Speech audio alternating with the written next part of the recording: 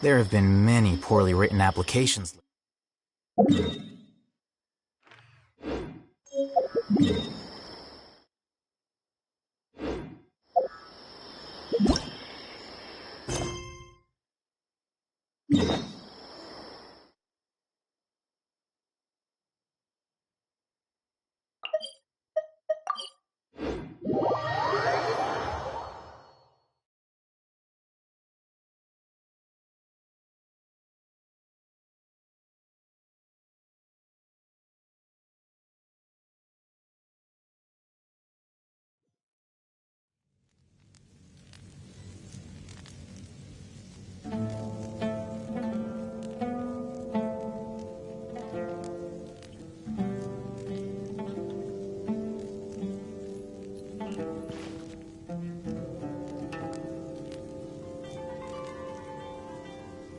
Come on, it's a real. Recommend going there. Check it out.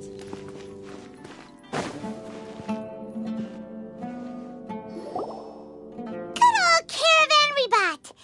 Now let Paimon think. What were we up to the first time we came here? Oh, Paimon remembers. Nahita's consciousness had been trapped by the doctor, but we followed the clues she left behind to help her. So much time has already passed since then, and it seems Sumeru's changing for the better now that Nahita's in charge, right? Paimon just hopes this peace will last a long time, and then Nahita won't have any more new problems to deal with. Yeah, guess you're right. We somehow always find ourselves right in the thick of it. Who knows what will happen next? Come to think of it, maybe it's all because of you. Maybe you're just a magnet for trouble. Huh? Me? Before Paimon ran into you, Paimon never ran into any trouble. At most, when she was super tired, Paimon got caught in some strange whirlpool and sucked out into sea. And even then, you fished Paimon out. Anyway, for Nahita's sake, maybe we should think about heading to our next destination for now. Ah, look who it is.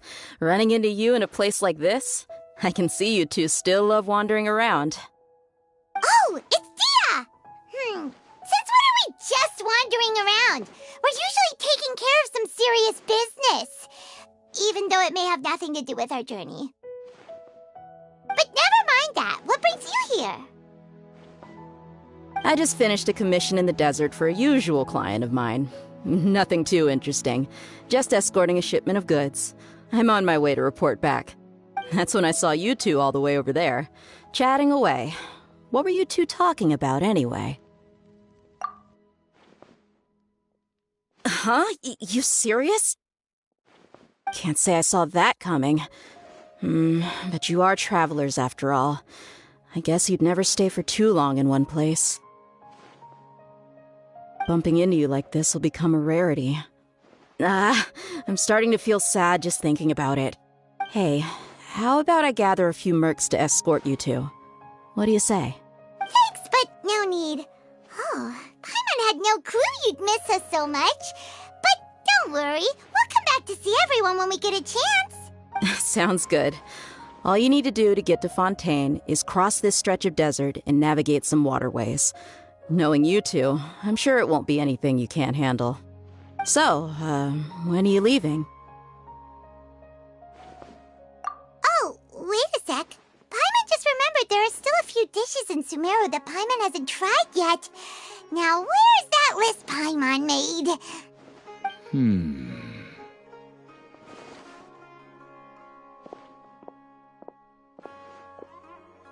I see. Guess you won't be needing a going-away party or anything. It's sad enough to see you go like this. Though, now that I think about it, Sumeru wouldn't be what it is today without you. Seems true heroes always prefer leaving quietly. By the way, should we go say bye to Nahita? Oh, good point. Then there's no need to bother her in the real world. Then, I guess this is goodbye for now, Traveler and Paimon.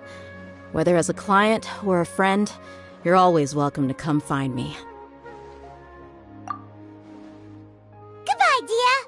Bye-bye, Sumeru.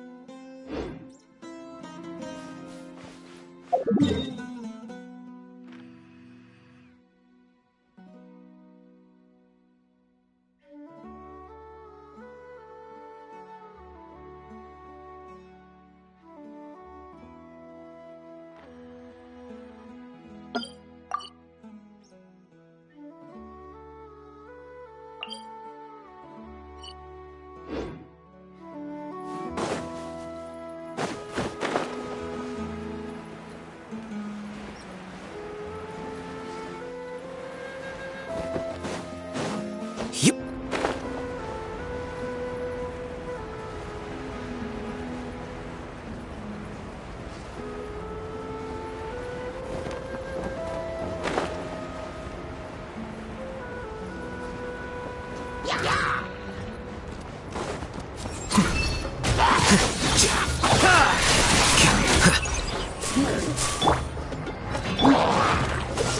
Don't get frostbite.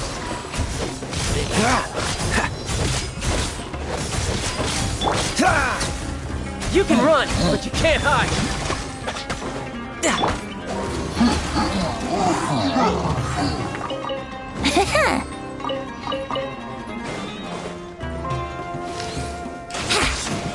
Here we go.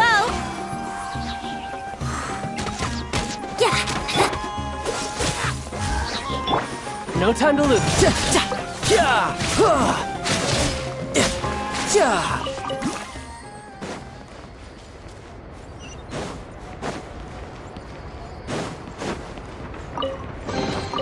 Now I just need to get my hands on the rest.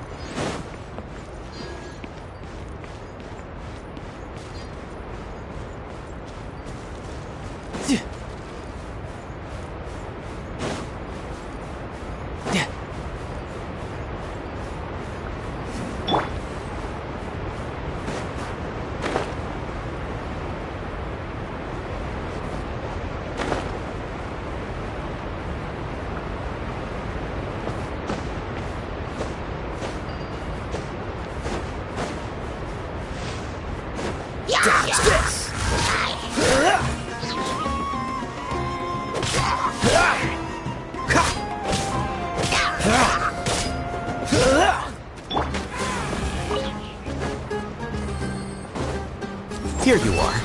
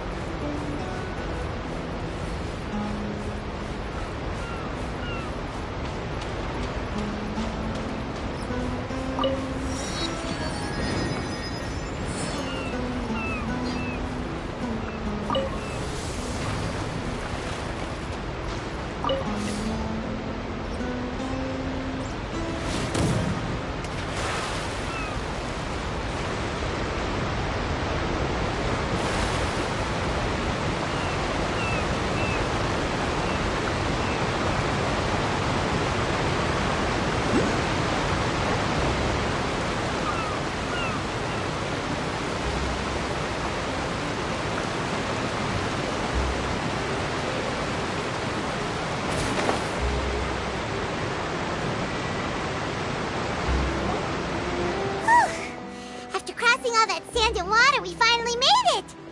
Oh, this must be Fontaine's port. Wow, everything looks so advanced in Fontaine. Paimon's heard that the industry here is extremely developed, and there are all kinds of unusual machines. Just seeing the sights as a tourist is nice, but maybe it would be better if we found something to do.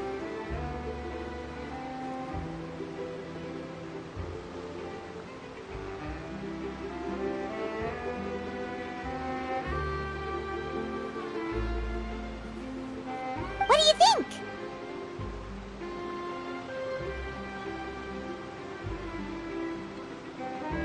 Good idea! Nahida gave us loads of useful information.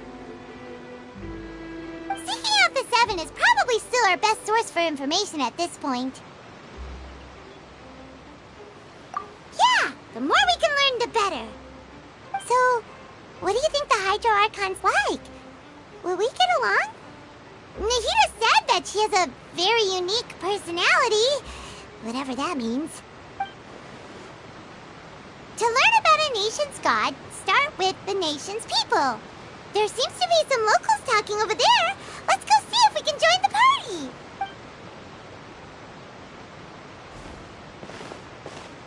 party. If you ask me, it's a tragedy how things ended for him. Clearly, he was a pretty decent person. Yeah, I didn't expect that kind of ending for him. I thought he would at least fight on a little longer for his family. I was expecting a sudden plot twist, but it's a pity that it never happened. Still, his story is quite the tearjerker.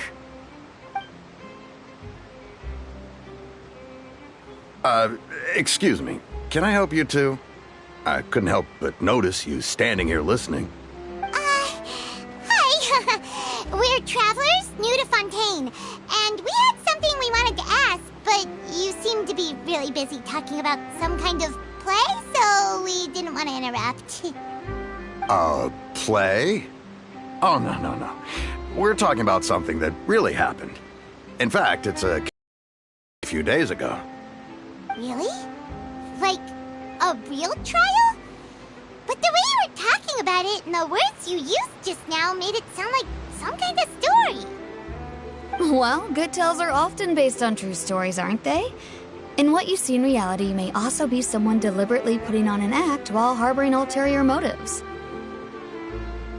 Whether something is true or not simply isn't that important.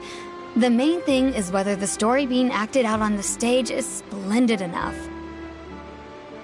Oh, but it looks like you're not from around here. You probably don't know that the Fontaine Court of Justice is called the Opera Epiclese, or more commonly known as just the Opera House. But, shouldn't court cases be treated a little more seriously than that? Not to question Fontaine's way of doing things. It's just that putting someone on trial is usually a very serious thing. No worries. Other visitors to Fontaine have wondered the same thing. You could say that we just don't want to waste the moving stories behind those cases. And as for your worries about whether the cases are treated with due reverence, we have the absolutely just and honorable Chief Justice Neuvillette.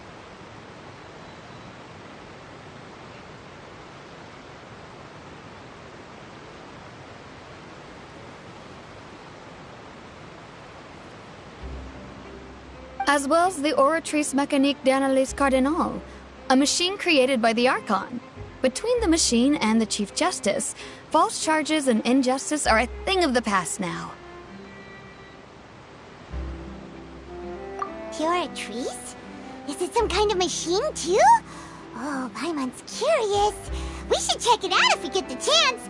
Wait, Paimon almost forgot to ask you our question. Do you know what we should do if we want to meet the Hydro Archon? Oh, that's easy. Just go to the Opera House. Lady Farina practically lives there. You could definitely say it's her biggest passion. I think what they mean is that they wish to speak with the Archon personally. In that case, I'm afraid it's going to be a tad more difficult. You'll have to make an appointment well in advance, and it'll depend on whether or not she has any time slots available. Huh. Hydro Archon's super busy taking care of official stuff? Wait, didn't you say that she's always at the Opera House? No. Lady Farina seldom takes an interest with the nation's affairs. The reason it's difficult to make an appointment is simply because she's incredibly popular. That's right. After all, she is the Archon. Though she may tend to get a little dramatic from time to time, people can't get enough of her. Huh. First time Paimon's ever heard of an Archon being described that way before. Wait! Paimon gets now! The Hydro Archon is kinda like a big celebrity here, right? Yeah, I suppose you could say that. Perhaps you could even say our mascot. Hang on. This is still Fontaine's Archon you're talking about. You should show some more respect. Yes, you're right. I guess I should at least try to be a little more respectful in front of visitors. Otherwise, I might get arrested and find myself face to face with Monsieur Neuvillette.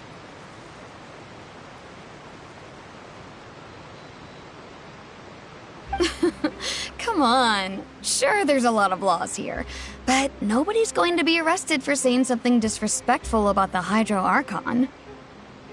Alright, I think we get it. Thank you!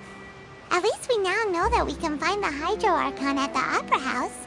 But who knows how long making an appointment will take? Guess we could have a look around the city in the meantime. Hey! What are you looking over there for?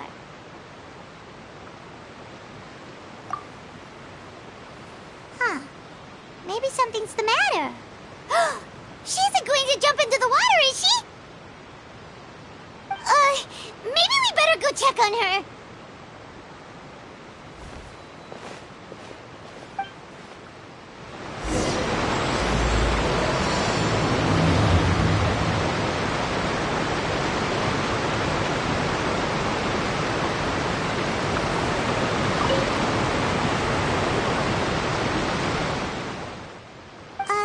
Hello there.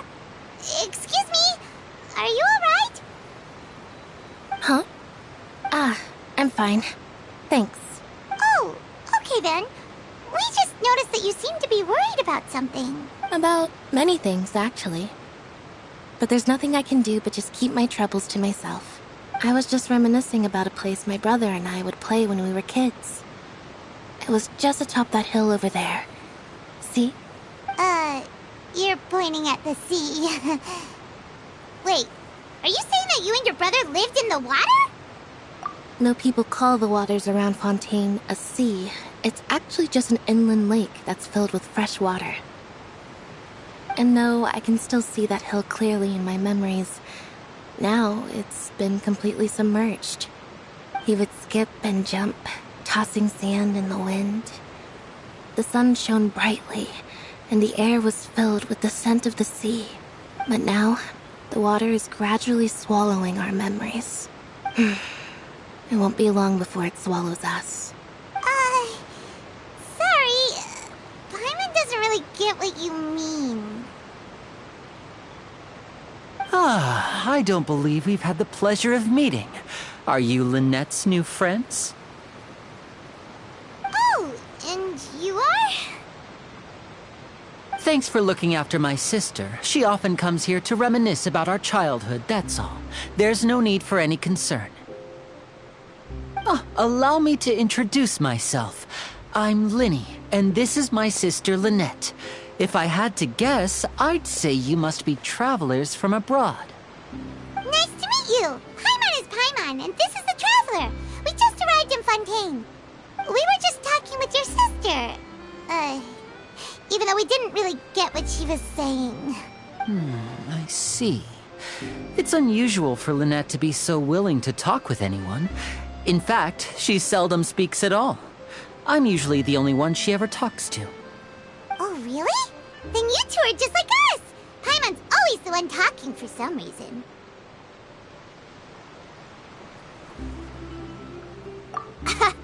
So that's how you think it is? I also think my brother can be too talkative at times.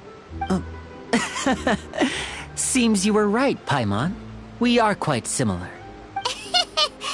So, what did Lynette mean just now when she said that the water is engulfing your memories, and that it won't be long before it engulfs you too. Oh, that. It's from a prophecy that's been circulating in Fontaine for some time now. Well, I suppose prophecy isn't exactly the right word, because that implies a certain amount of uncertainty. There's no doubt about what's happening in Fontaine now. Where to begin? Let's put that question on hold for a moment. We still haven't formally greeted each other yet, have we? Did all the introductions earlier not count? Hello, traveler.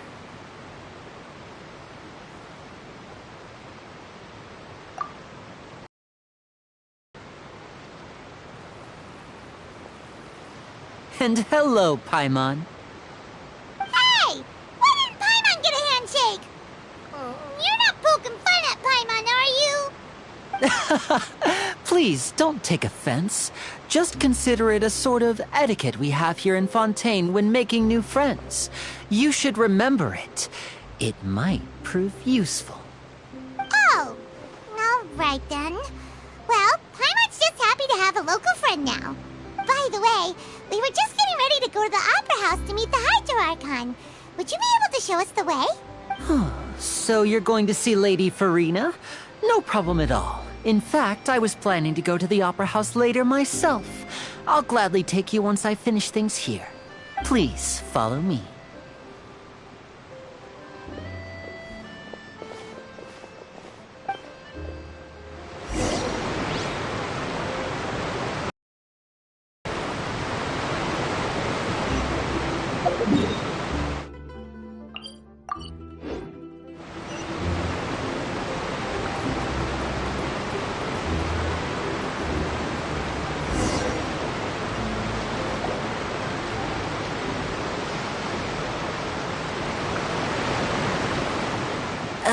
You said you were going to see Lady Farina? Well, it seems Lady Farina has come to see you.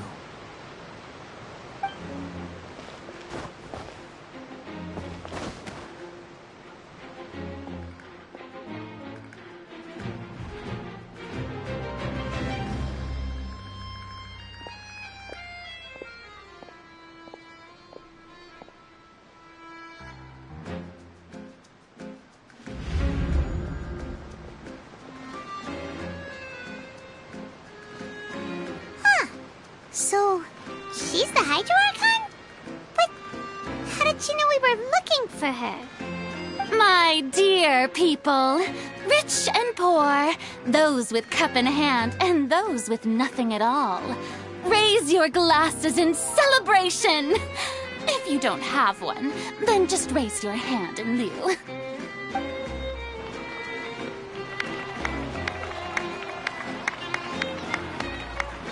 As you can all see, two unfamiliar travelers have arrived in our nation.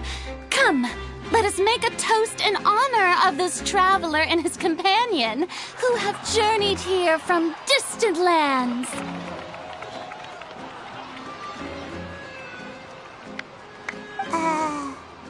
Is she talking about us?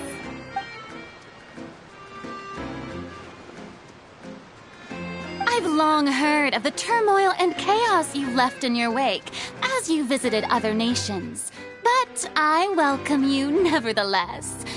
No, I have come to receive you personally. Fear is for insignificant cowards.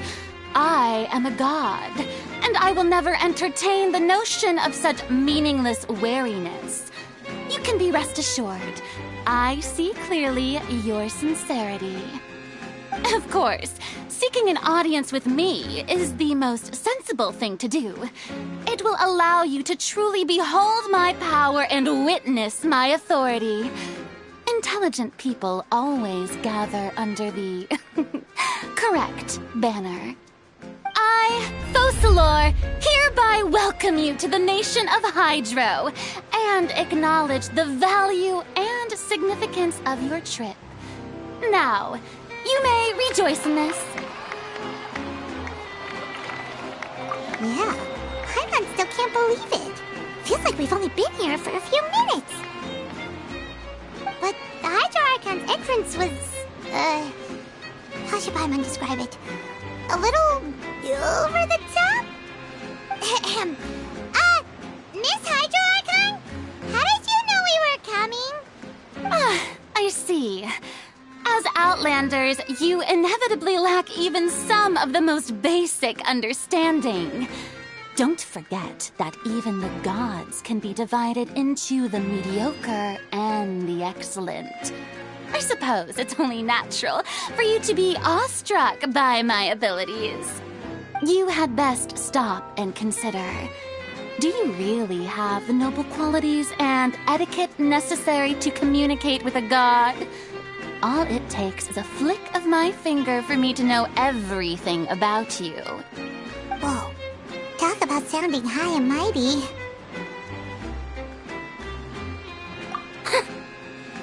Oh? What's with these looks? Perhaps the welcoming ceremony still isn't enough? What else should I say then? Is she waiting for us to start talking? Wow, I didn't expect to see Lady Farina here. What a surprise! Wait, does this mean they're the legendary blonde traveler? How did I not notice before? Hey, what's all the commotion? Oh, is that Lady Farina? Is there some kind of drama going on? Of course. That's the blonde traveler. The one all those stories are about. Lady Farina came here to personally see him. Oh, I bet this is going to be the duel of the century. Ooh, I've got to see this. I knew Lady Farina would never disappoint. Yes, but don't get too excited now. My dear believers and spectators alike tend to get quite rowdy, and despite the noise, I've come to tolerate all their ruckus. You may consider this my reward to all of you.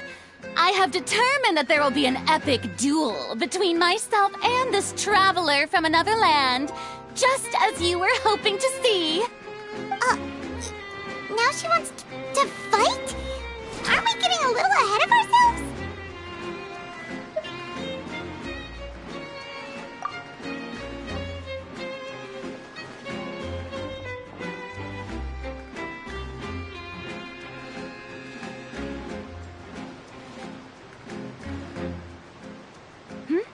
Are you not afraid?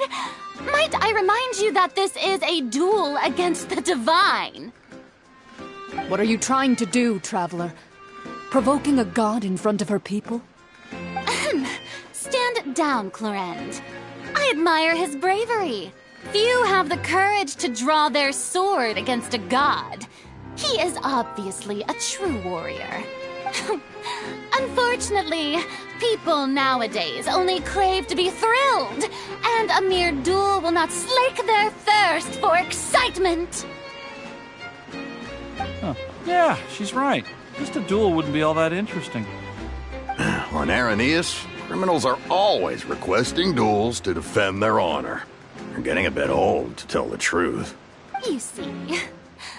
Then, as the god of justice, I shall face this traveler in another kind of duel. A duel in court! Whoa, all right! Now that'll be worth seeing! Right. This is Fontaine, after all. Such a grand opera house, it would be a pity not to use it. Why do you care so much about the crowd's reactions? Seems you've spent a little too much time in the opera house. Besides, how exactly do you plan to have a duel in court? You mean you're going to put us on trial?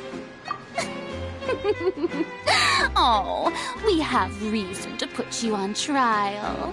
It's obvious, isn't it?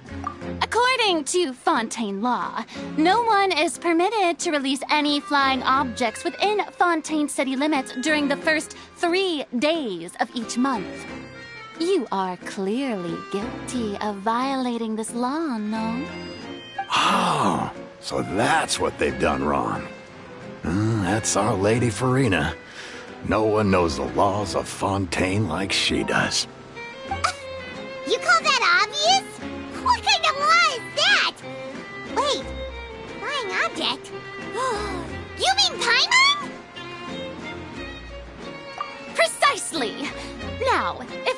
have no objections, then, in the name of the Hydro Archon, I order your arrest. My apologies, Lady Farina. I don't mean to spoil the fun, but if you would allow me to interject, I don't think that Paimon here meets the definition of a flying object. You tell her, Linny! Finally someone who's not crazy. How could anyone call Paimon a flying object? Great magician Linny, my beloved citizen. I'll permit you to object, but how exactly do you plan to prove your claim? As a magician who just rained on your parade, I naturally should shoulder the responsibility of saving the show. So, with such an audience gathered here, allow me to perform a trick for everyone.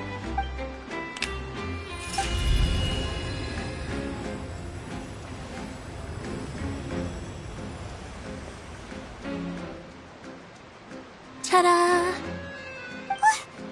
What's that on Paimon's back? Hey, when did you do that?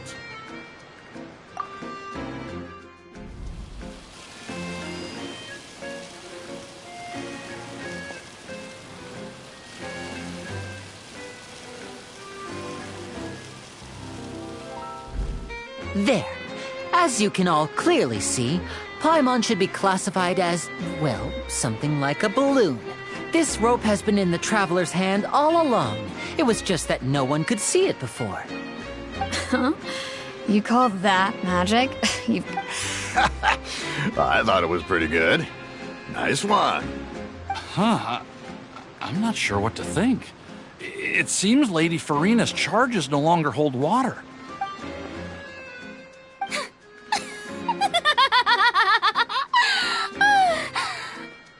Amusing. Very amusing, Linny. Just the sort of unexpected twist that I enjoy. With you here, today's performance can finally be called complete. Performance? You see all this as a performance? In which case, consider the matter of your trial resolved. The god of justice will not bring charges against an innocent person. But when there are valid grounds, I will not only judge travelers from abroad, but even the gods of other lands. I look forward to seeing your upcoming performance at the Opera House, Mr. Linny and Miss Lynette. That's enough for now. Toodaloo!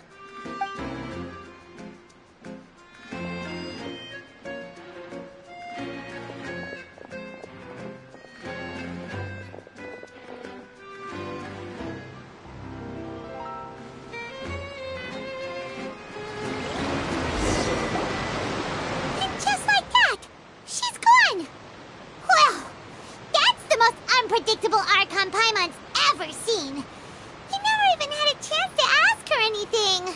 But that's a problem for future Paimon. That whole scene just now was really...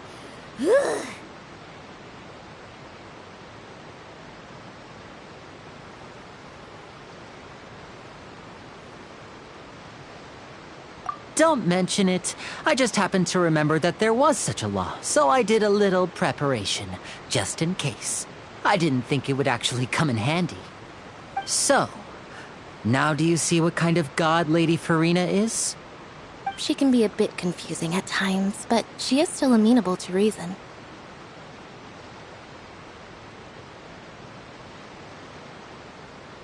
Anyway, Paimon had no idea you were a magician, Linny.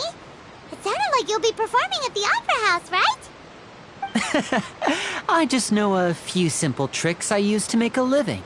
Lynette is my assistant.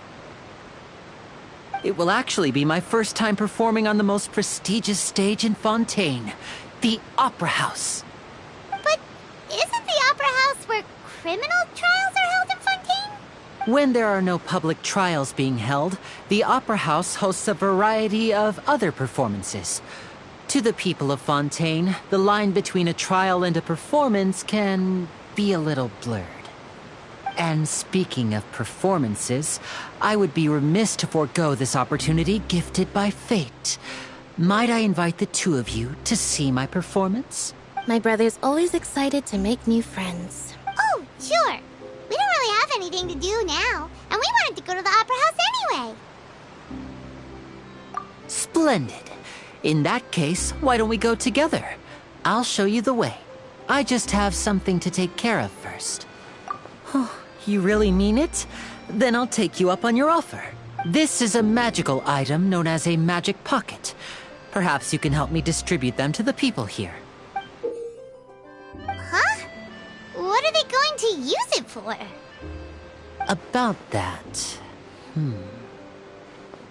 You asked me before about the prophecy, right? Let me start by telling you a little more about what it entails.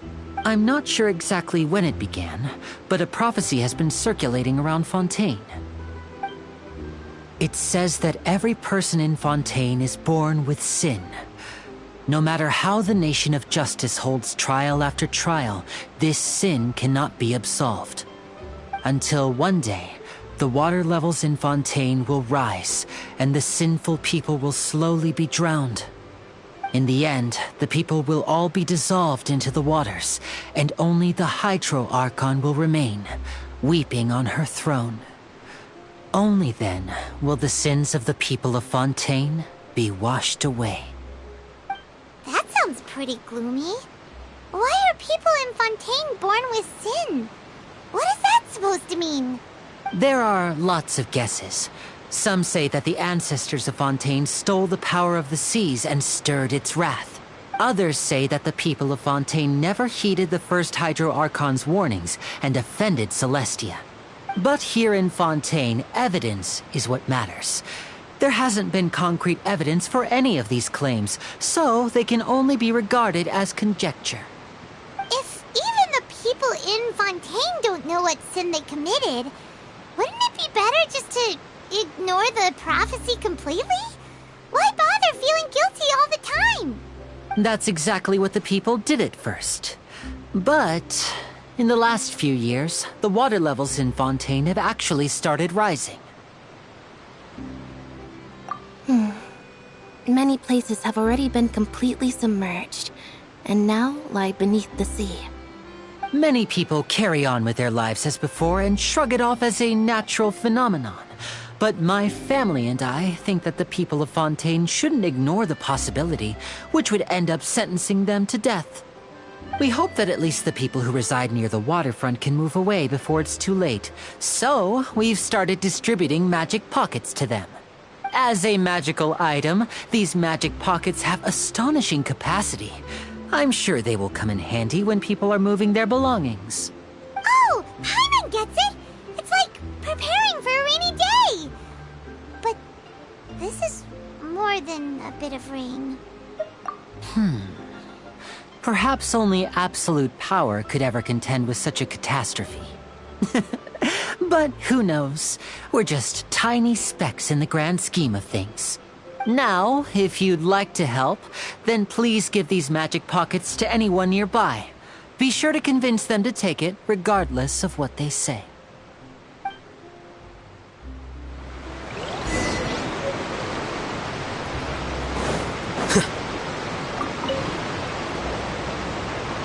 So you're the blonde traveler that everyone's been talking about. My apologies for not recognizing you earlier. Oh, a magic pocket? Seems you really thought of everything. I guess it's better to prepare for the worst and hope for the best. Thanks. Please, also thank the magician on my behalf when you get the chance.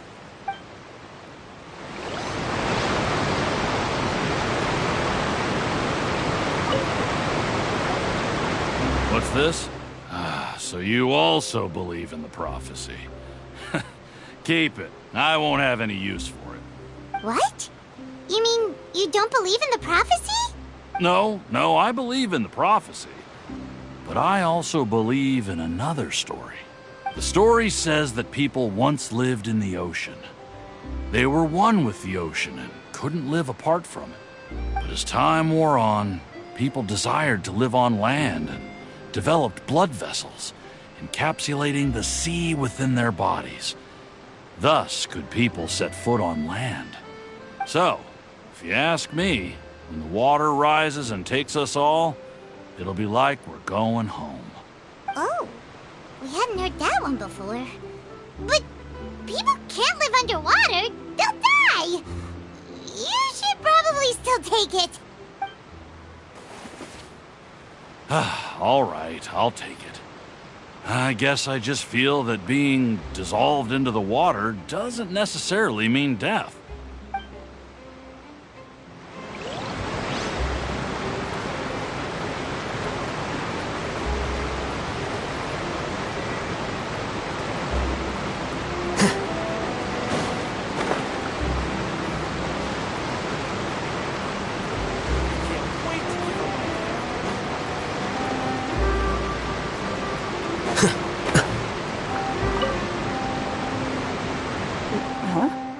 I don't want that thing. Way I see it, if the prophecy's true, it's still gonna be a long time before the water can cover everything. Life is all about living in the moment. What use is there in worrying about the future all the time? We'll cross that bridge when we get to it. You should still take it. You never know when it'll come in handy. Oh, all right, fine. Thanks. It's just that if I start moving, that means I've already given up on the life I have now. I'd really rather not.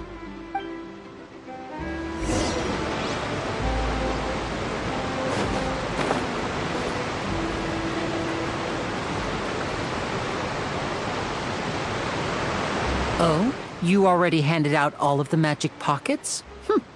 That was fast. So, what did people have to say? I bet you heard some, interesting opinions. Yes, but that will change once disaster strikes. I know they'll change their minds, so it's only right to help them prepare. Is there anything else you need to do before we leave? Yes, one last thing. I have the magic pockets made by a workshop in the court of Fontaine. Since we're out and about, I was thinking about bringing him some more materials. So, you want to collect materials? Just tell us what the materials look like and we'll help. Many hands make light work. Oh, that would be much appreciated. We'll need some romaritime flowers. I remember seeing them near the waterfront on the east side of the harbor.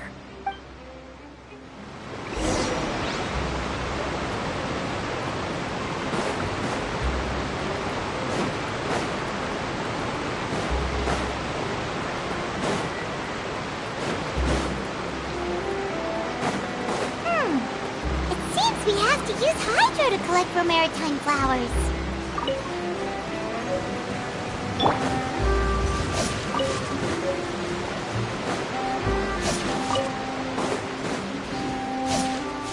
No time to lose. No time to lose.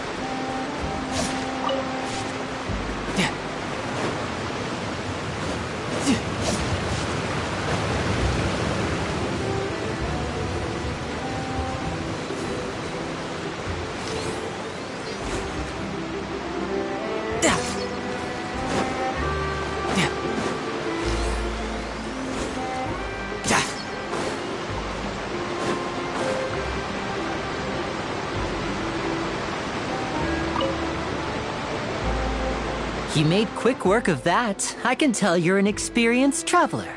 I've also finished collecting a few here. Maybe next time you'll feel like helping too, Lynette. No way. I'm in power-saving mode today. Otherwise, I fear I may not have any energy left for the performance at the Opera House. Fine. Though the performance is still a long way off. Now that we're finished here, we should get ready to head back to the Court of Fontaine. So, we're going to the Court of Fontaine before we head to the Opera House? Good. Paimon wants a tour of Fontaine's largest city and try...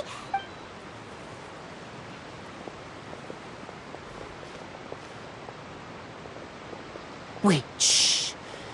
Have you noticed that person over there? The young girl.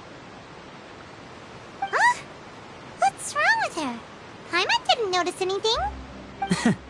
She's obviously a thief. Magicians and thieves practice similar methods. We divert attention, and a distracted audience is one that won't discover what you're really doing. Watch her movements carefully.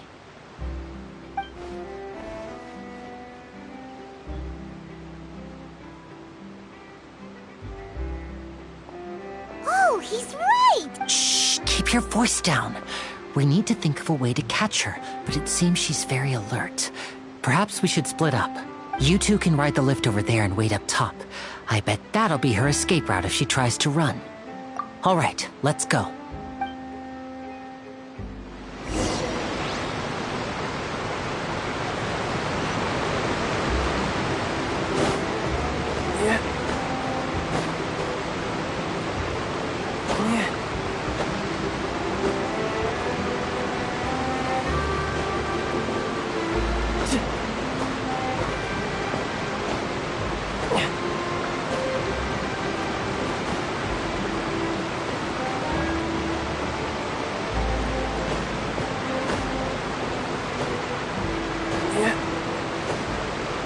No time to lose.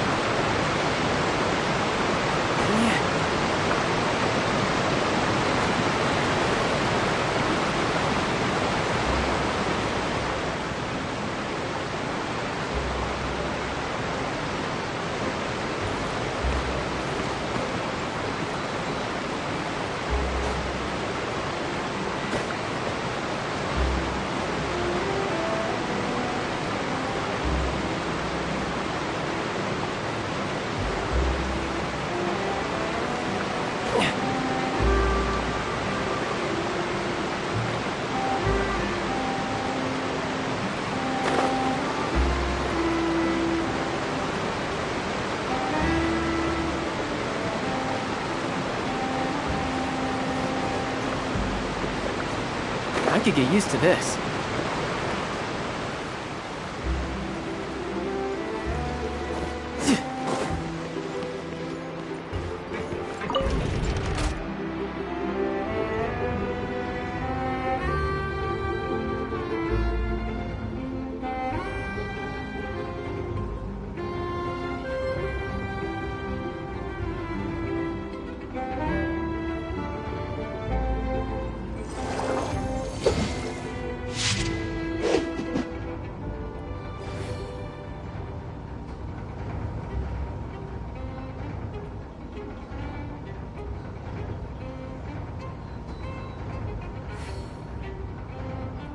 Where I'm from, if we didn't keep moving, we'd freeze to death.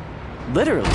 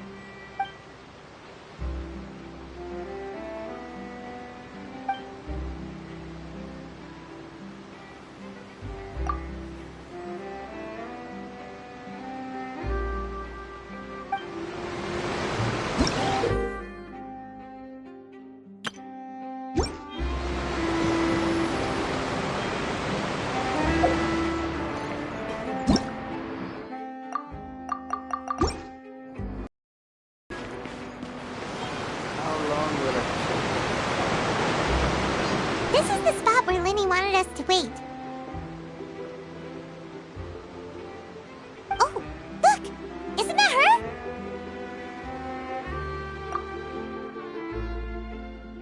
Oh no!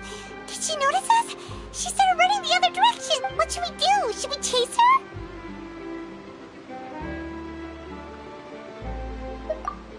You're right. She might also be trying to lure us away.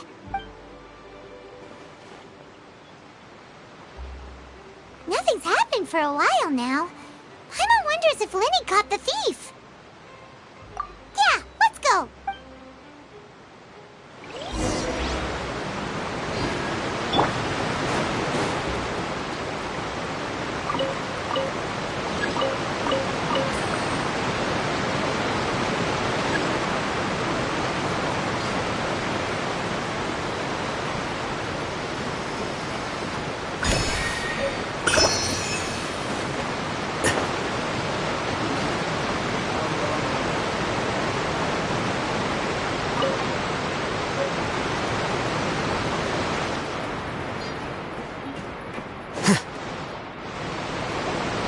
Are you sure that's all she took? You should check to make sure you're not missing anything else. No, that was all. Oh, I can't thank you enough. I didn't notice a thing earlier. Anyway, I should be going now. Thanks again. Oh, were you returning what the thief had stolen? That's right. Pity I wasn't able to catch her. She distracted me by dropping the thing she stole on the ground. By the time I looked back, she was already gone. I saw the general direction she went, but Lenny twisted his ankle, and I needed to make sure he was okay. Oh, did you get hurt, Lenny? I'll be all right. It's just a twisted ankle, that's all. In fact, it's feeling better already.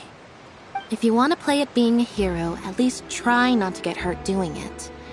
Imagine what would happen if you managed to derail our performance as a result. You're right, you're right.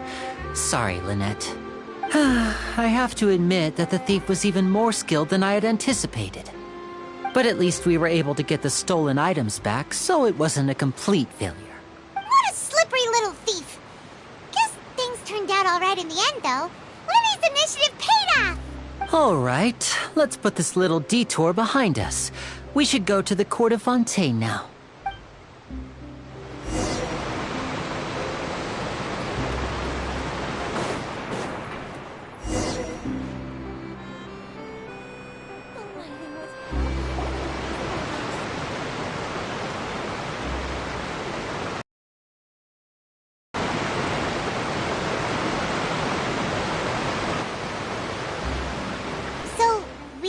This thing to go into the city?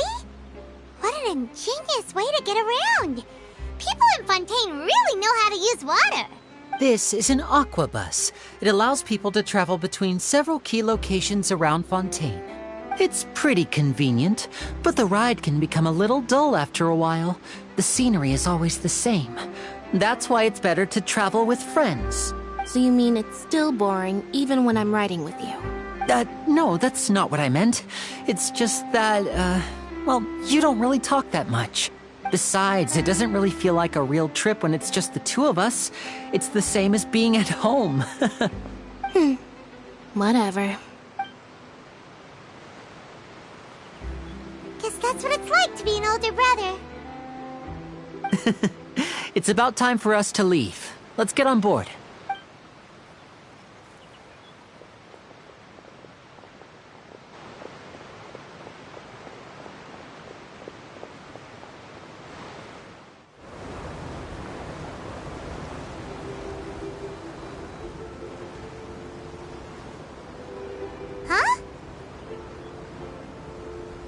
What?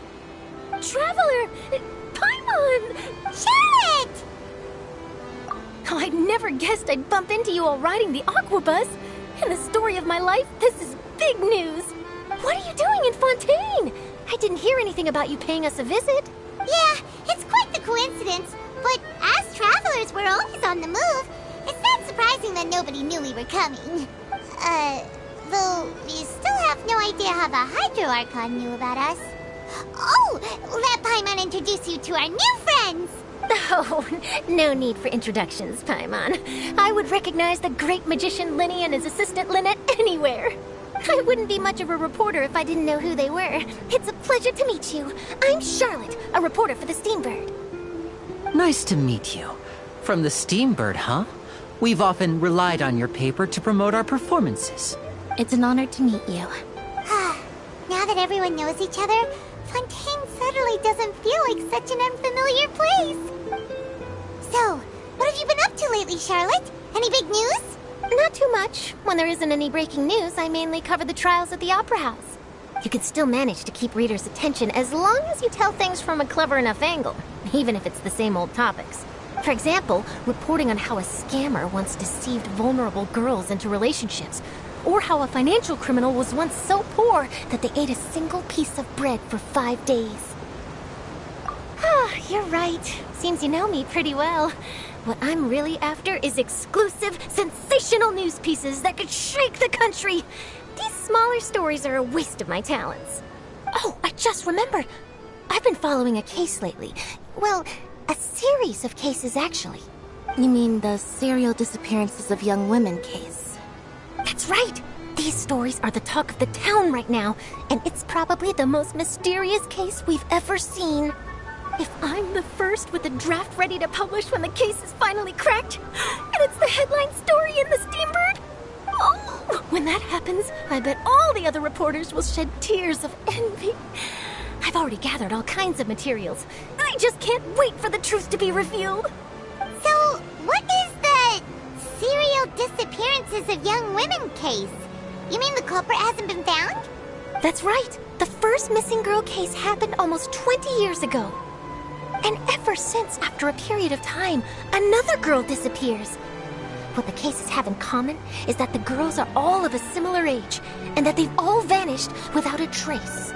But the scariest part is that to this day, none of the girls have ever been found.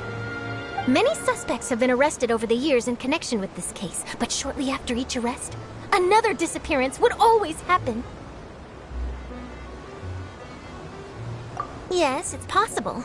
But either way, I believe that every case has some precise truth behind it, waiting to be exposed. Yes, I agree. And at the very least, the family of those missing girls deserves some sort of explanation. I just imagined for a second what I would do if Lynette were to suddenly disappear. I'd pay any price to get her back, and then find a way to track down the culprit. Please don't imagine that, Linny.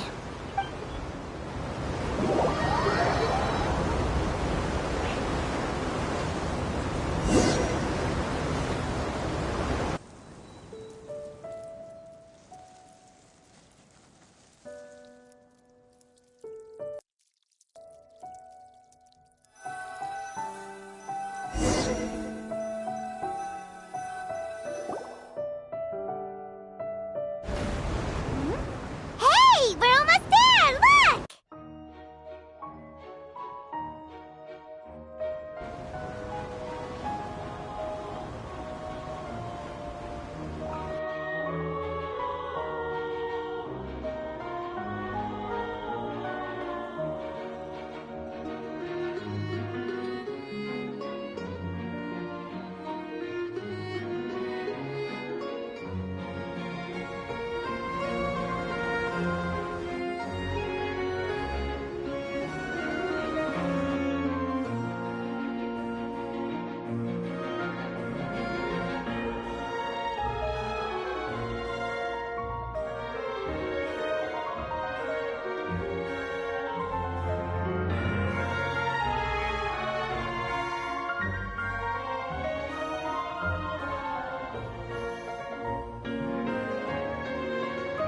Well, I really enjoyed chatting with you. Life should be full of pleasant little surprises like this. Yeah, us as well. The ride went by too quickly. I have an interview to get to. I should get going before I'm late. Okay, Hyman hopes we can chat again soon, Charlotte. See ya! Bye now. Oh, be sure to stop by and see me at the Steambird when you have time. What a tough job. Always running around and interviewing everyone.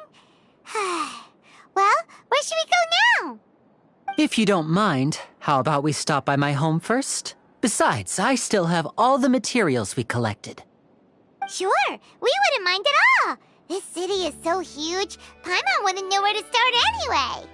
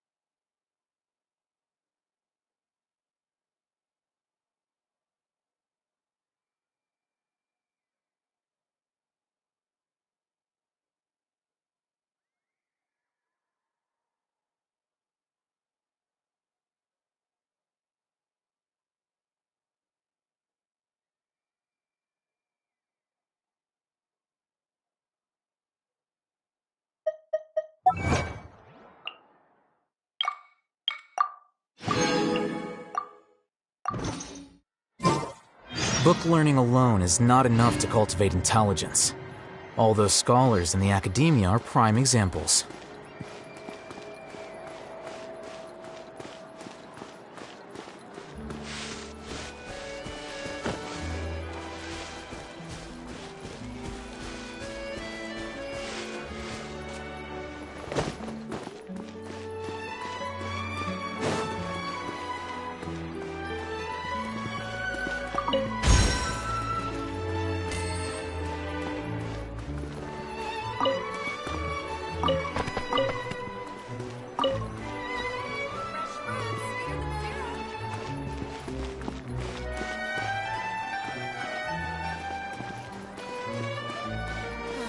The tea here just keeps getting more bitter.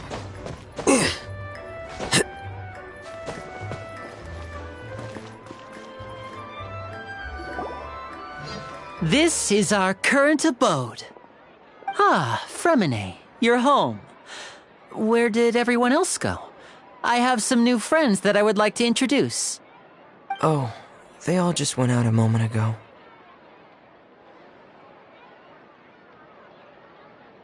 I see.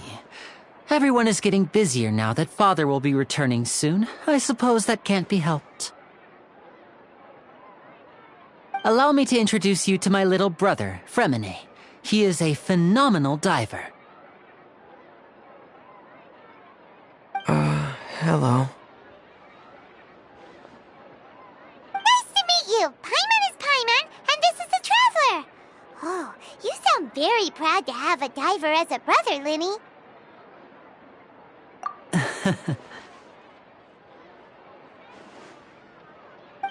Linny, could you come here for a moment?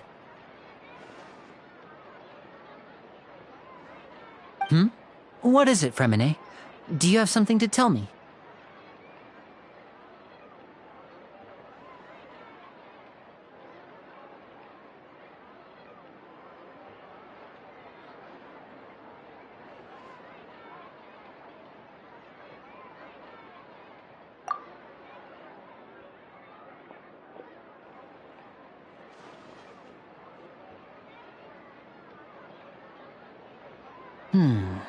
Okay, I see.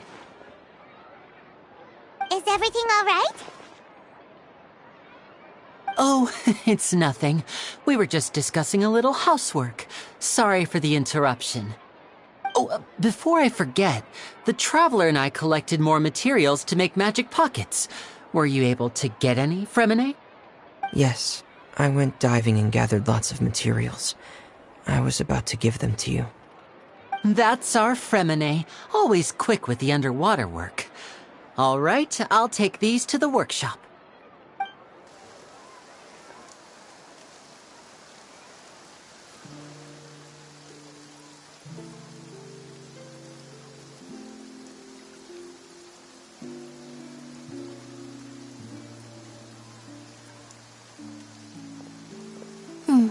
Looks like rain. Oh, you're right. But wasn't it clear and sunny just a moment ago? Fontaine's weather sure is weird. I'm afraid that's just how it is here. It often rains on days where there are trials being held in the Opera House, but don't worry, it'll clear up soon enough. What's wrong, Fremine? There's a legend about the rain that I tend to believe. It's said that a dragon of water once resided in Fontaine. Though we don't know where the dragon went, every time it weeps, the skies will cloud up and pour out rain. When I was a child, my mother told me that if I wanted to go outside and play, I should yell toward the sky at the top of my lungs. Hydro Dragon! Hydro Dragon! Don't cry!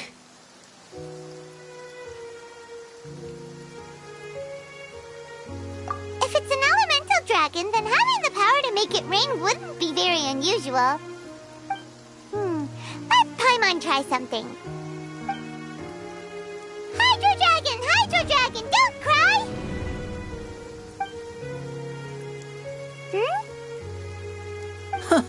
Doesn't seem to be of any use.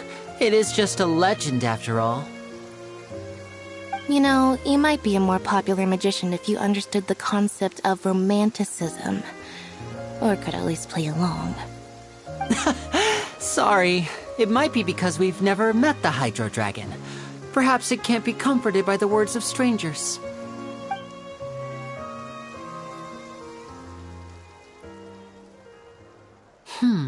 It rained for longer than I suspected. Oh, it's already getting late. Was there something you needed to do, Linny? Yeah, some preparations for the show at the Opera House. I need to find a way to catch the last aqua bus of the day. On the day of the performance, just ride the aqua bus to the island of Araneus. I'll have Lynette meet you at the fountain in front of the Opera House. Oh, are you leaving now? What is it, Fremine? I'm in a hurry. Oh, I get it.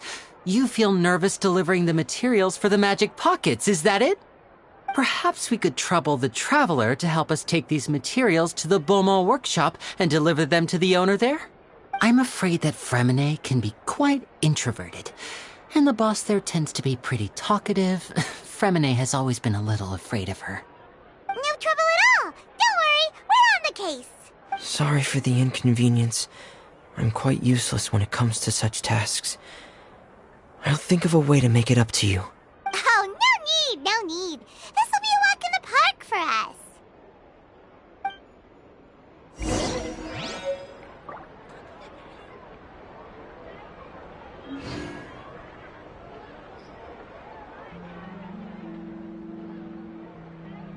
Fresh fruit, sweeter than syrup. No way. I'm not guessing. Thanks again, you two. I really can't deal with that lady.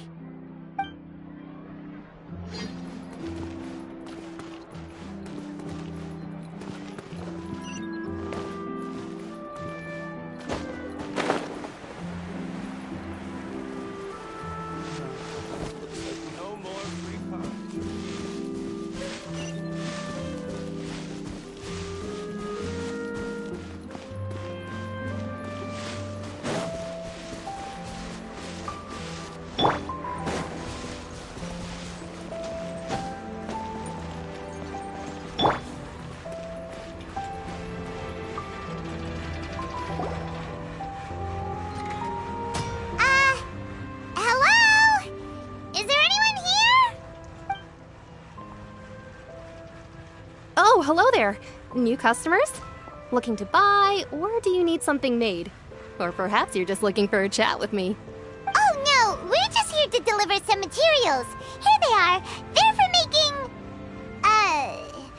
what were they called again? Ah, these must be for magic pockets. I could tell right away.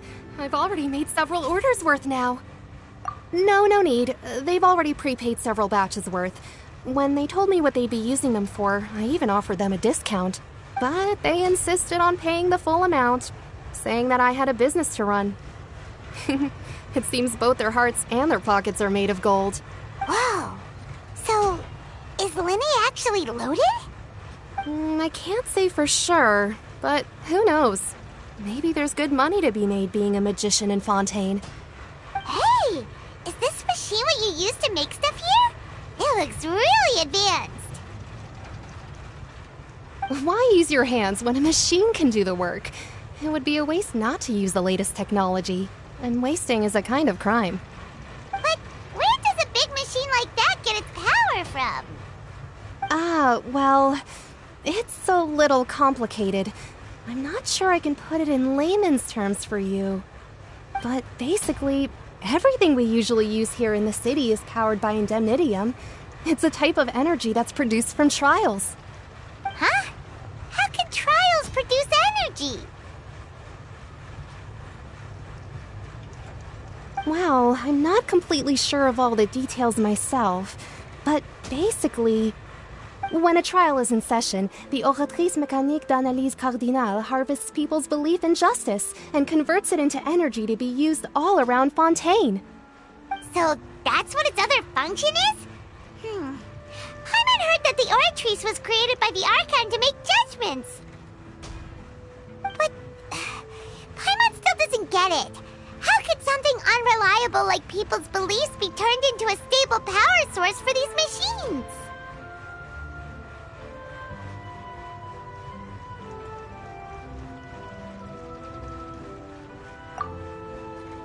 Oh, yeah!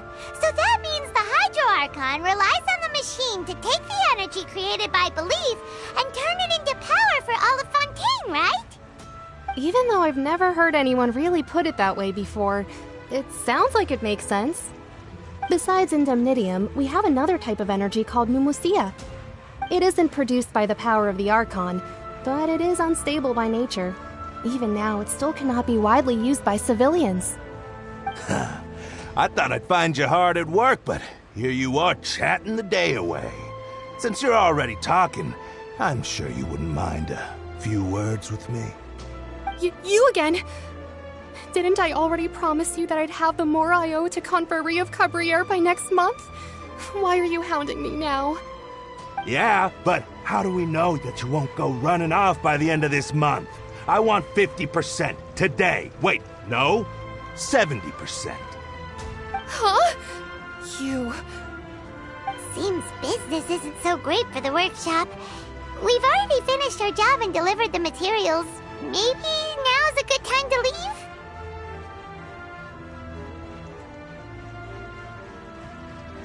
Hey, hold on!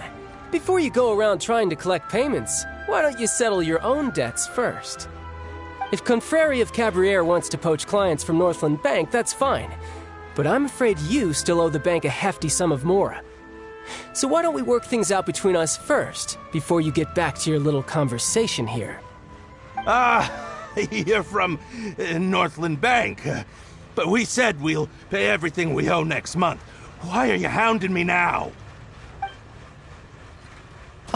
Traveler, Paimon! I didn't think I'd run into you here in Fontaine. What are the chances? We're surprised to see you too! What are you doing here in Fontaine? You didn't want to stay in Snezhnaya? Long story short, I've already been in Fontaine for some time now, and honestly, things have been pretty boring. But it seems that fate brought our paths together today. Not only will I have some good friends here now, but ones who always seem to find trouble. Either way you look at it, it seems things are going to get a lot more interesting now. Pretty sure we'd want to avoid anything that you'd find interesting. Besides, our trip here has gone pretty well so far, right, Traveler?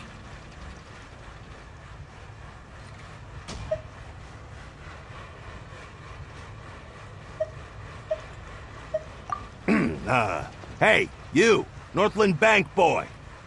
Aren't you forgetting something? Don't interrupt. It's not often I run into the Traveler like this. Why don't you wait for me over there for a while? You kidding?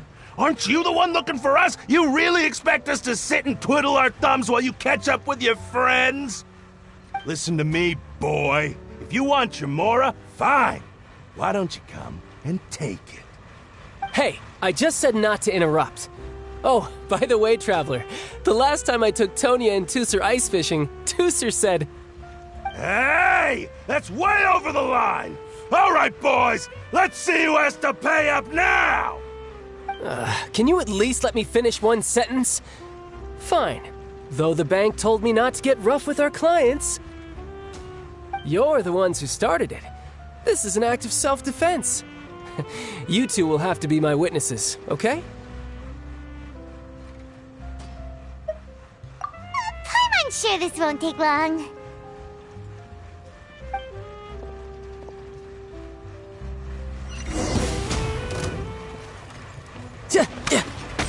You're mine. Couldn't let your guard down.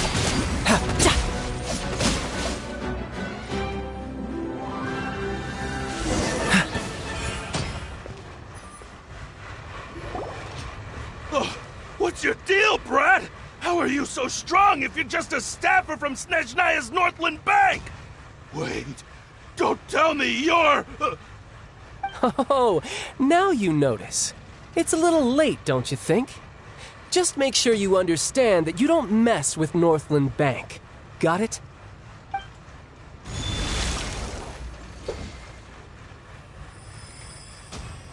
Huh?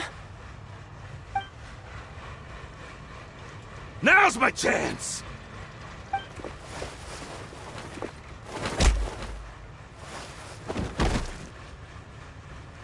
Huh. That was weird.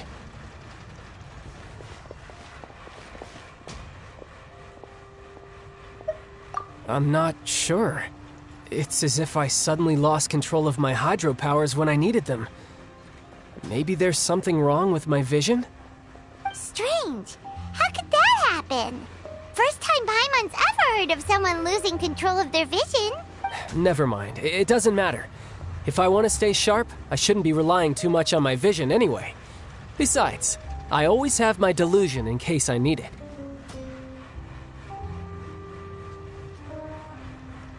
So what are you doing in Fontaine, child? And don't say it's work for Northland Bank. Well, I guess it's because I've been in a bad mood lately. Huh?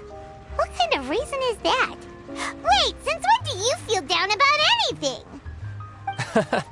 I don't know. Maybe I still have a lot to learn about myself.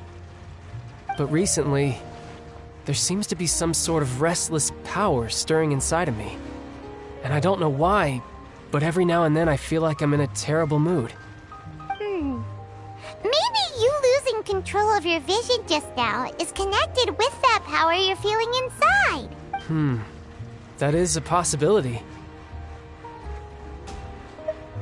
I can't remember if I ever mentioned it before, but when I was 14, I fell into some unknown abyss. It was during that time I learned nearly all of my abilities. The one who took me under her wing and taught me was named Skirk. She was always quiet and very mysterious. Nobody knew where she came from or what she had been through, and she was always very strict when teaching me combat techniques.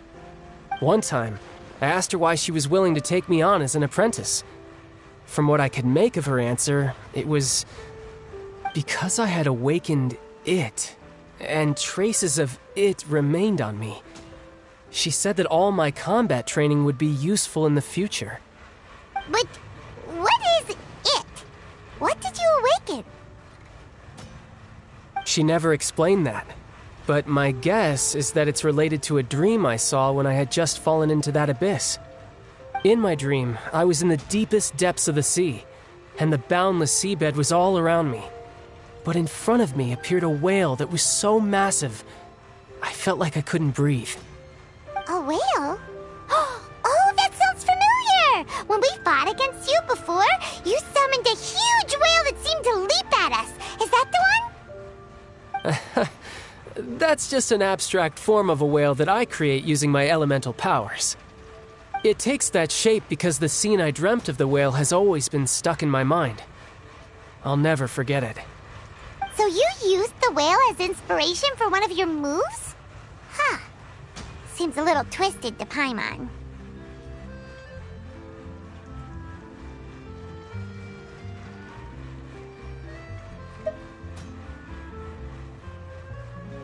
So why don't you just go ask your master?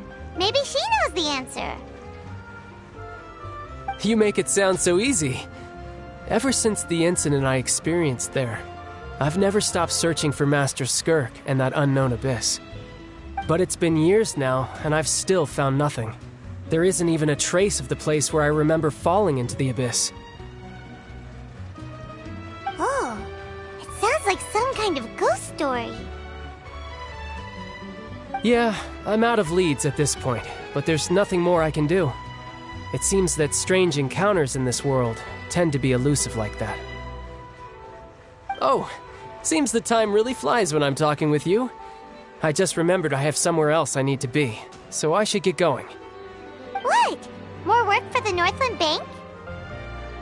No, it's more of a personal appointment. Lately, I've been sparring with some of Fontaine's official champion duelists whenever I'm feeling bored. Official champion duelists? You mean it's their job to duel?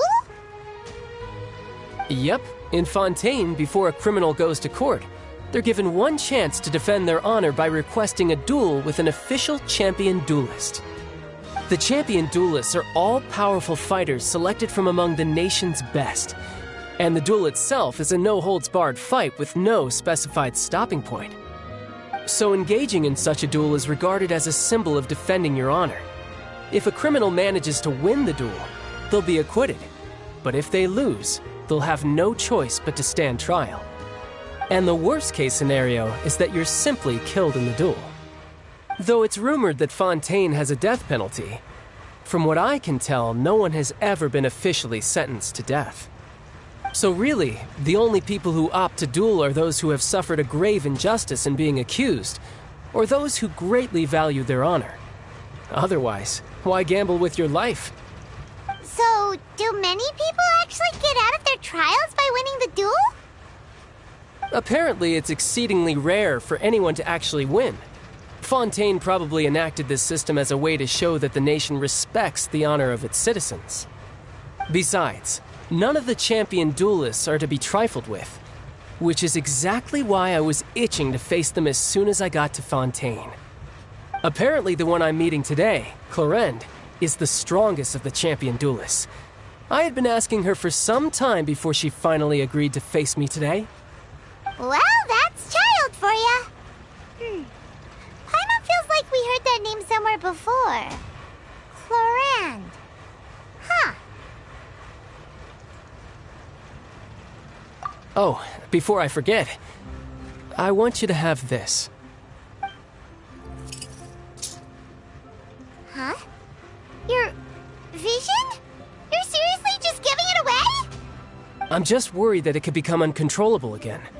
I'd be pretty upset if it got in the way of my duel, so I think I'll be better off without it for now.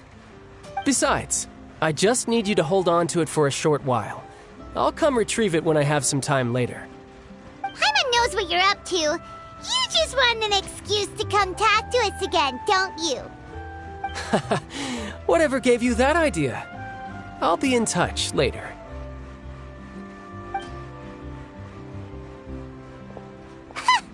That sneaky guy. He said he's been feeling down lately, but he seemed the same as ever to Paimon. Well, since we don't have much to do for now, we might as well walk around and see the city before Lenny's performance.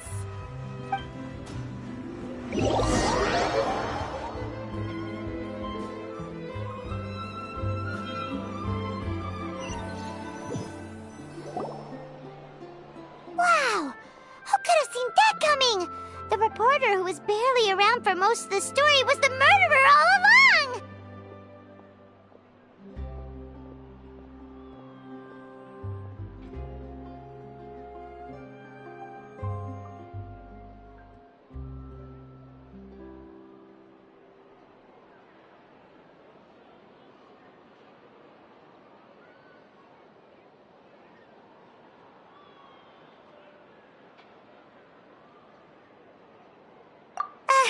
Sorry. Paimon was just surprised, that's all. Whew. Paimon never saw that twist coming. The murder mystery novels here are amazing.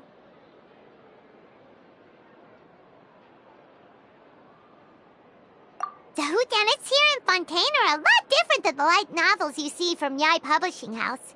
Both have their merits, but Paimon thinks this style of novels are more, well, novel. It's so exciting to reach the moment when the mystery is uncovered, especially in the one Paimon was just reading. You should buy a copy and read it too. Oh, sorry about that. Paimon will be more careful next time. Hey, shouldn't we be heading to the Opera House to see Linny's performance soon? It's almost time for the show to start, so we should get going. Lenny said that the Opera House is on Aranias, so let's go ride the Aquabus!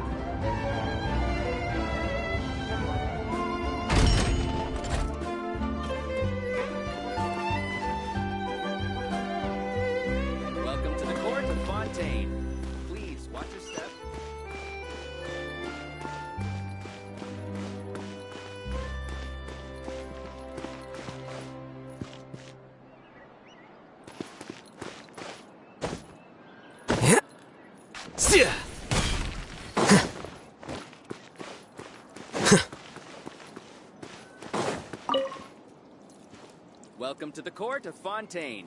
Please watch your step.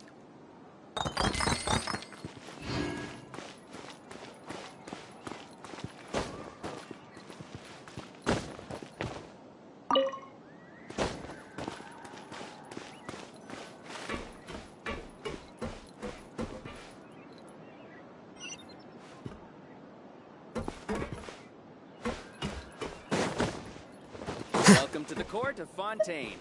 Please watch your step.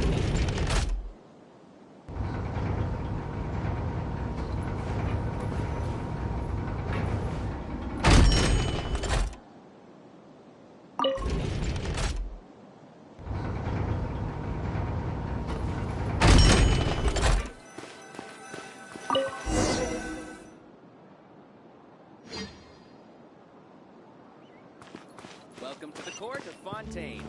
Please watch your step.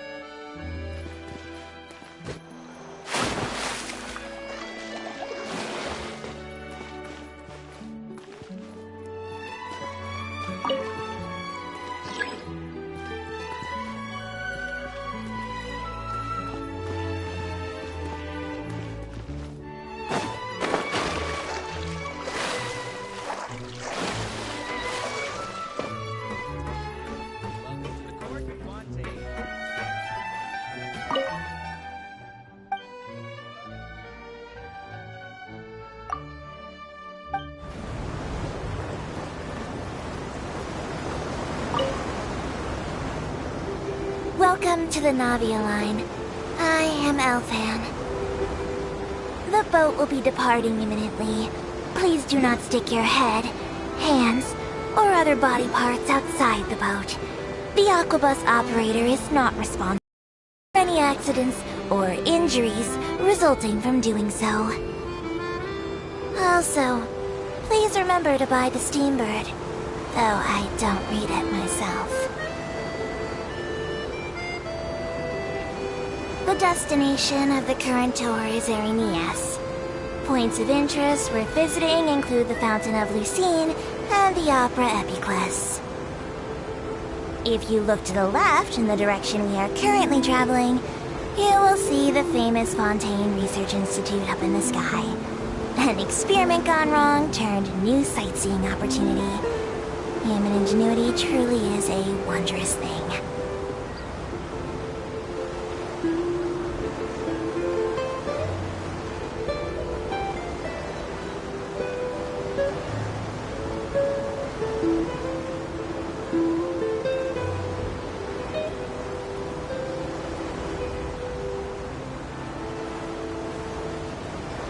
Approaching our final destination.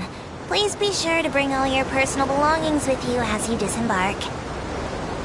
Even though I will take any forgotten items to the lost and found, the paperwork is rather annoying, as Melusine hands are not suitable for grasping pens. Please be careful when disembarking. It has been my honor to be your tour guide this trip. Thank you.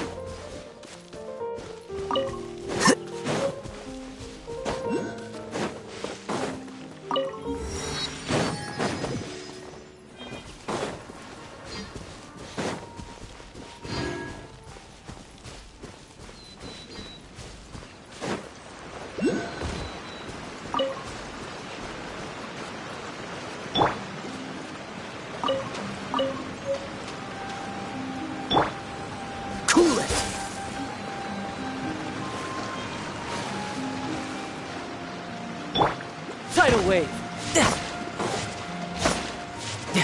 No time to lose.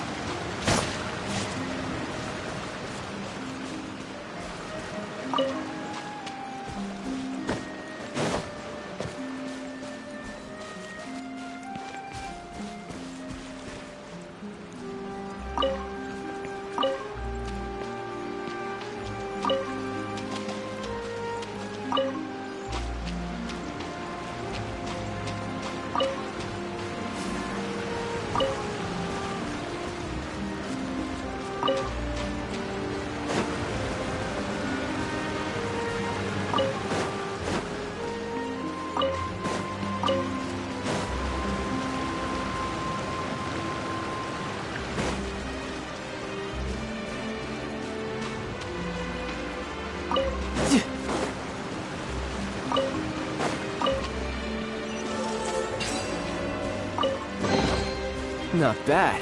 Not bad at all. No time to lose.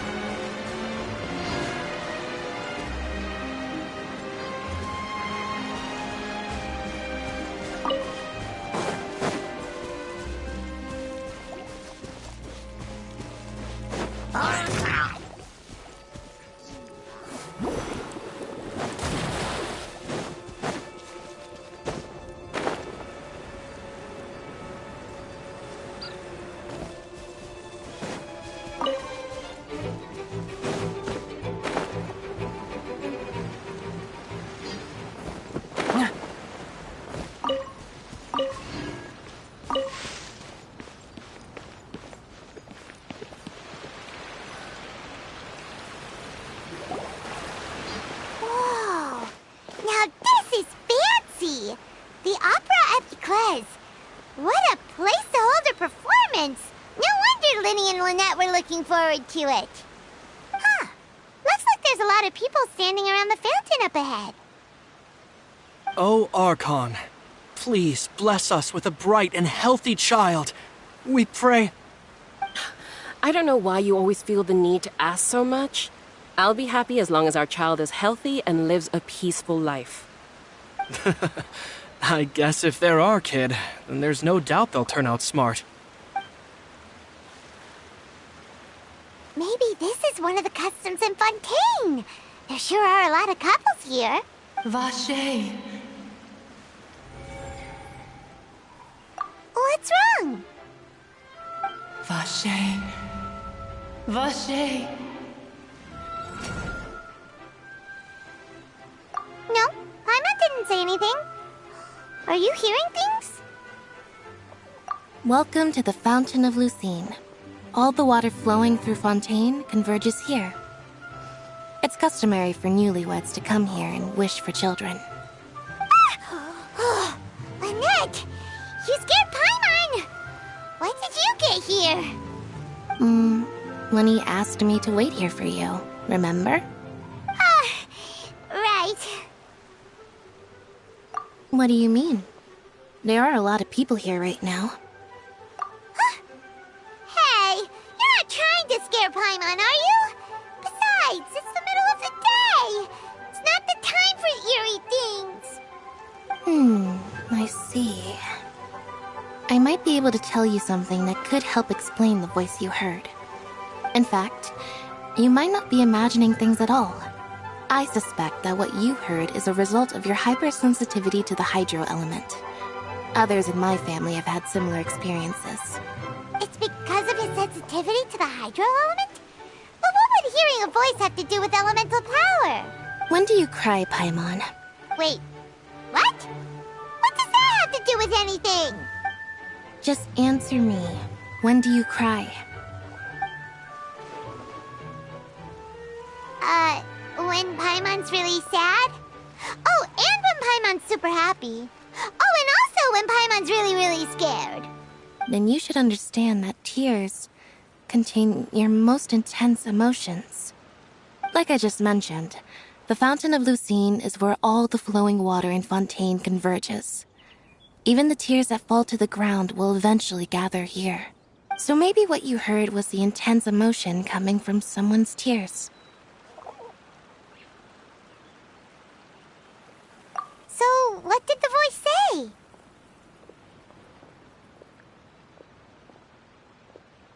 Huh. If you were hearing their emotions, then Paimon wonders what happened to them.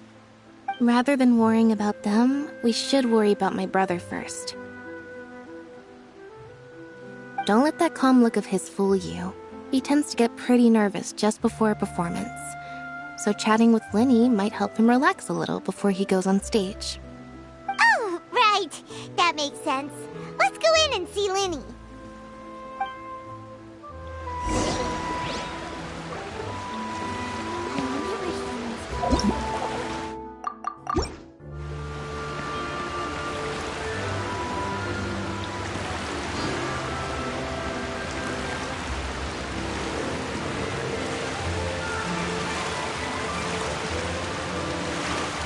Honestly, I'm not a big fan of her.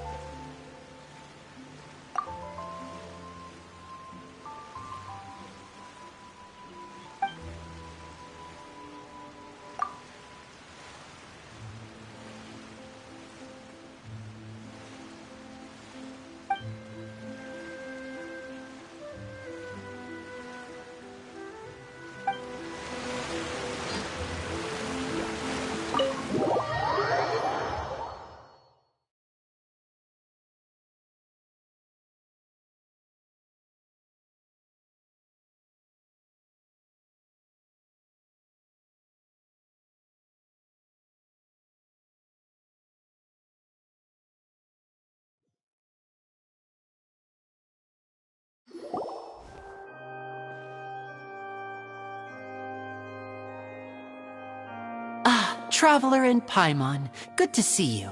I knew you two would come. Are you kidding?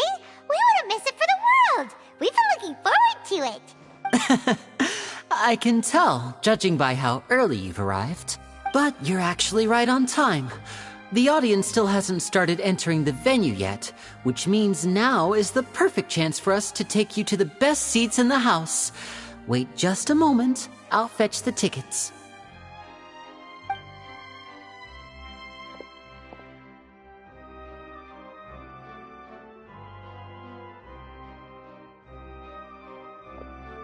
The Opera House has assigned seating, so you always have to make reservations. I've already reserved your seats, and here are your tickets. Ooh, front row seats! Thanks, Linny! Don't mention it. There's no need to keep thanking me. Hey, Linny! Could you come over here and take a look at this? Oh, I'll be right there. Seems there's an issue with the stage props over there. That's Cal, my assistant, calling me. I'll go lend him a hand. Yeah, we'll just go to our seats. You go ahead, Linny.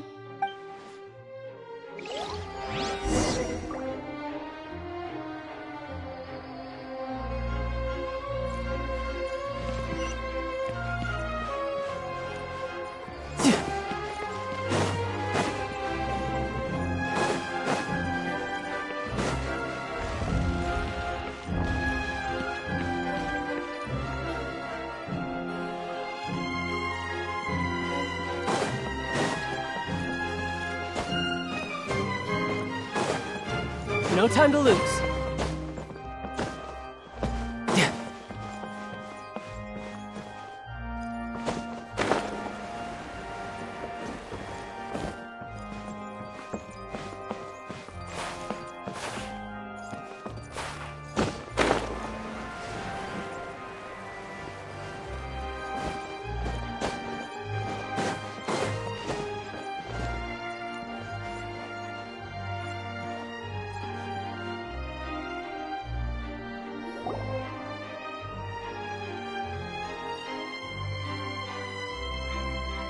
Oh, these should be our seats. Come on, let's sit down.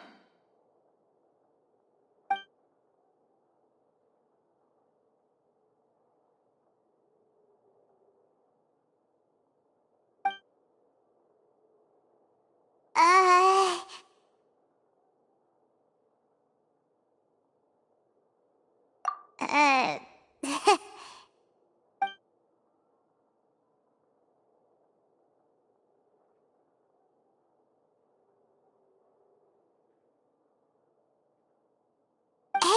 Traveler, maybe we should strike up a conversation with the person next to us.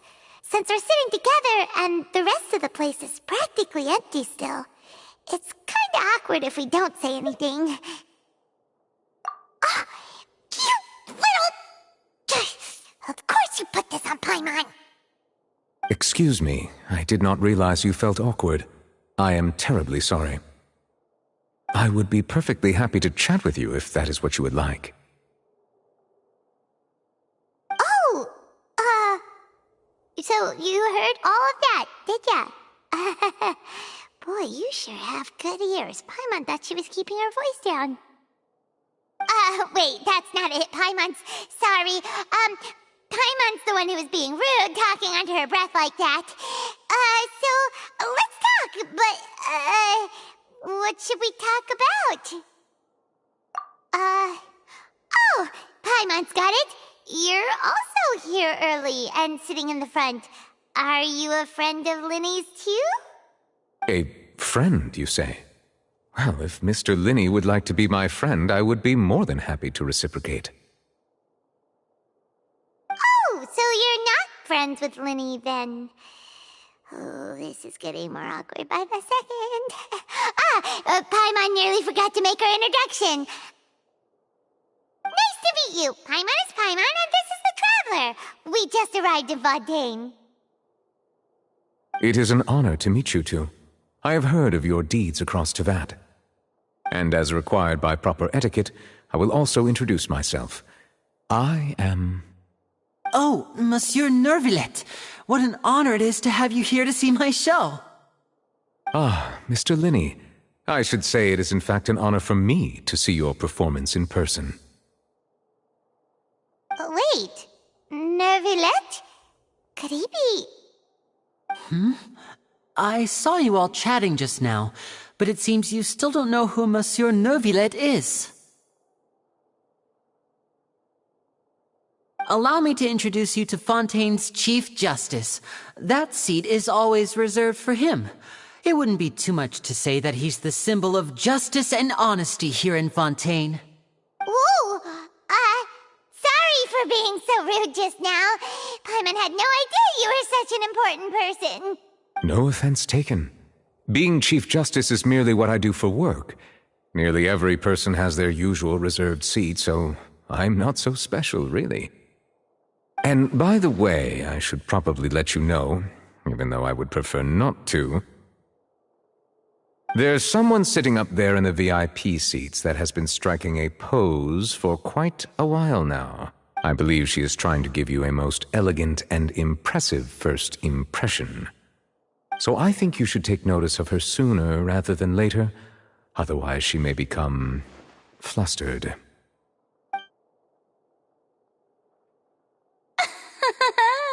Huh? Oh, it's Farina, the Hydro Archon. Huh. She sure has a smug and satisfied look on her face. Guess she has no idea that you saw right through her act.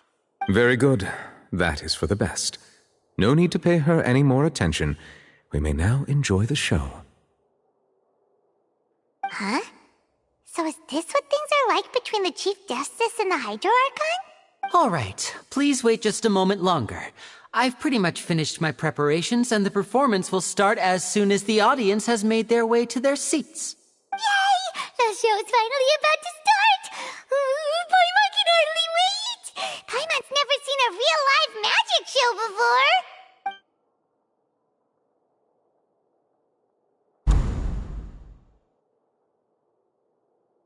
Oh! They're dimming the lights! The show must be starting!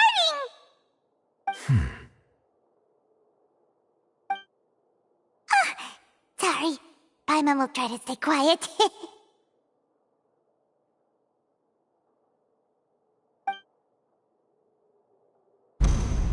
Welcome, one and all, to the Opera Epiclese. I am the star of today's show, Linny.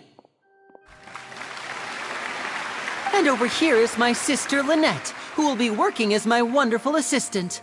Please, let's give her a warm welcome. Hello, everyone. I know she may seem to be a little sleepy right now, but that's just a sign that she's nervous. Whatever. Now, some of you may be thinking, two vision holders who can freely manipulate elemental powers performing magic is not true magic at all. So, I would like to take a moment to assure you that elemental powers will have nothing to do with what you will witness on the stage today.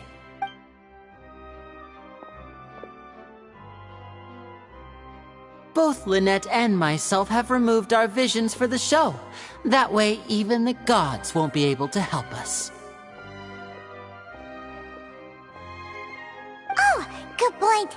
That's what makes the show real magic. Now, without further ado, let the show begin. Lynette will now exit the stage to make some preparations. I know you might miss her, but don't worry. She'll be coming right back on stage momentarily. Perhaps in an unexpected way. I'm sure she'll be stealing the spotlight soon enough. Oh, and before I forget, there's one more thing I should say. You never know what can happen in the blink of an eye. A magician's greatest skill is making things disappear or appear. The possibilities are endless.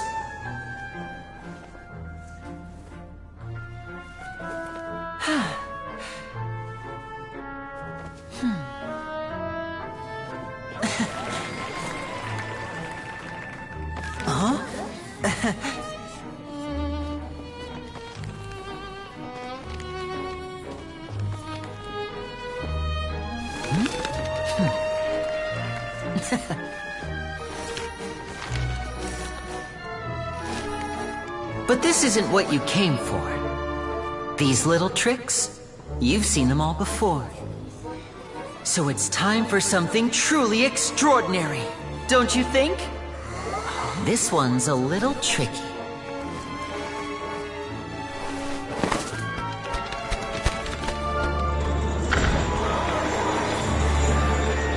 Using this water tank, I shall make my sister vanish completely, right before your very eyes.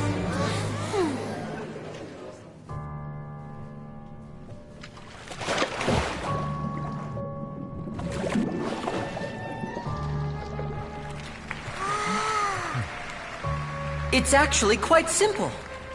She'll just turn into air bubbles and float right out of the top.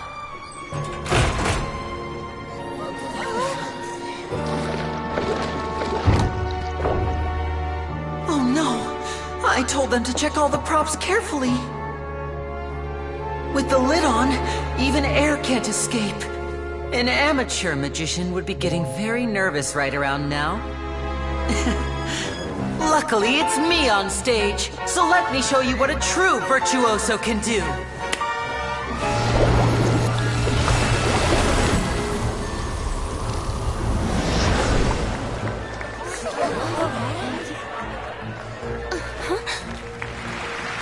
Lynette, are you still there? Don't go too far. We don't want to use up all our magic. Hi, I'm back. Uh-huh.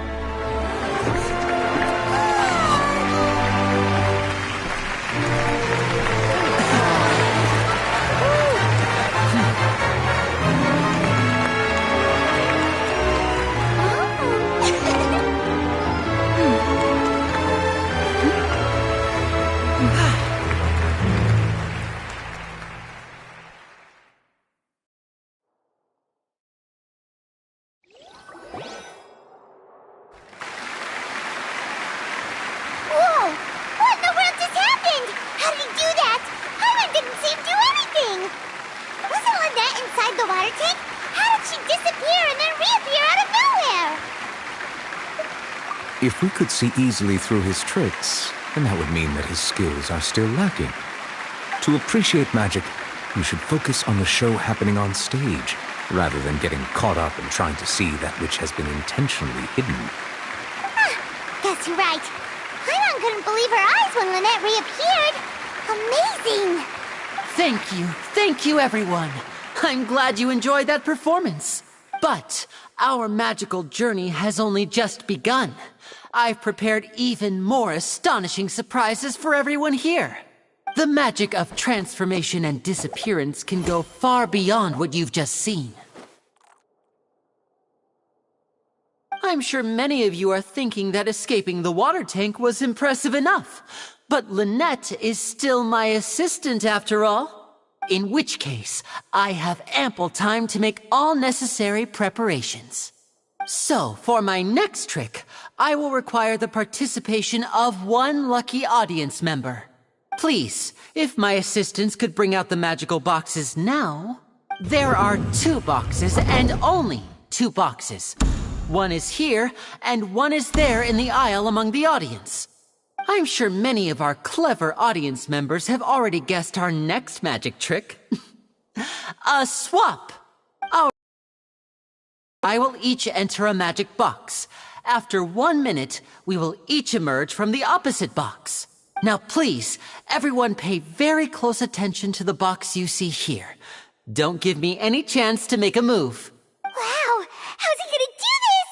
Hey, do you think this is all magic tricks, or does Lenny have actual superpowers? The lucky audience member will be generated by this random number selector. It selects numbers entirely at random. Even I don't know who will be chosen to participate. Now then, let's begin.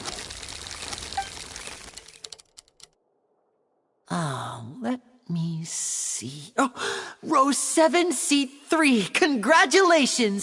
You now have the chance to experience magic firsthand for an entire minute. Please, come forward. My assistant will take you beside the magic box. I'm sorry, it might be a little cramped inside, but no need to feel nervous. We've carefully arranged everything for you to be as comfortable as possible. You don't need to do anything, but no matter what strange things may happen, don't come out of the box. If the magic is interrupted, who knows where you might end up? You might even find yourself in the Fortress of Meropide. Oh, okay. All right. Before I enter the magic box, there is one more thing I need to ask the audience to do. Could you all give me a countdown? Like this. 60, 59, 58. Just keep counting down. You can go a little faster or slower if you like. I won't be able to see anything in the pitch black box, so I'll be relying on your voices to know when time is up. Oh, and no tricks now. If you quickly count from 60 in just 30 seconds, then I'll be in a tough spot. Ooh! Paimon kinda wants to count faster after hearing him say that! No, that won't do. I can see it in your eyes. You still can't be trusted. Let's practice together. Come on, repeat after me. 60, 59, 58. 60, 59, 58! That's right, perfect. Keep it going. All right, I'll see you all on the other side once you've finished counting. 54, 53, 52? Why aren't you counting, Nervalette? I am counting in my head. I think things are exciting enough in here as it is. Merely a consequence of my identity and personality. Do not worry about me. Just enjoy the show. Oh, all right. You look so serious that Paimon thought you might be feeling uncomfortable or something. 40, 39, 38! Mr. Linney, are you all right in there? Is everything ready? Yes, I'm fine.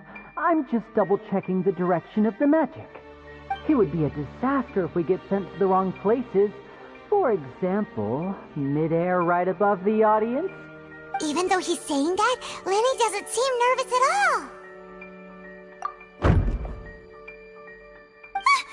What was that noise? Did you hear it too? Not sure. Anyway, it doesn't seem like anyone's worried about it.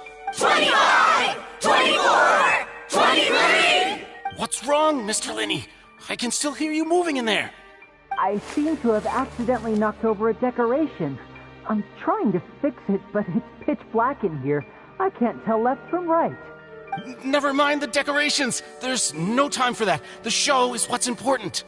No, that's unacceptable. I want my show to be perfect. Don't worry, we still have 20 seconds. Hear them counting? 19, 18, 17! It seems things aren't quite going as planned. I apologize, everyone. It feels like you're all starting to count faster, but that's all right. I know it can be tiring to do such a long countdown. 10 seconds and change is still plenty of time. 10! Almost there now. 8! Swapping two people is harder work than you might think. Even a master magician like me can't guarantee I'll get it right the first time. Hey, wait!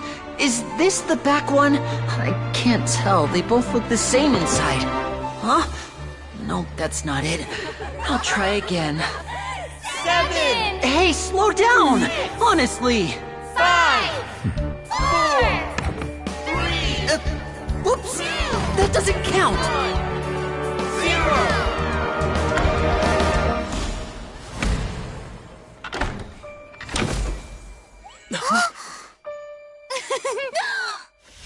Ta-da!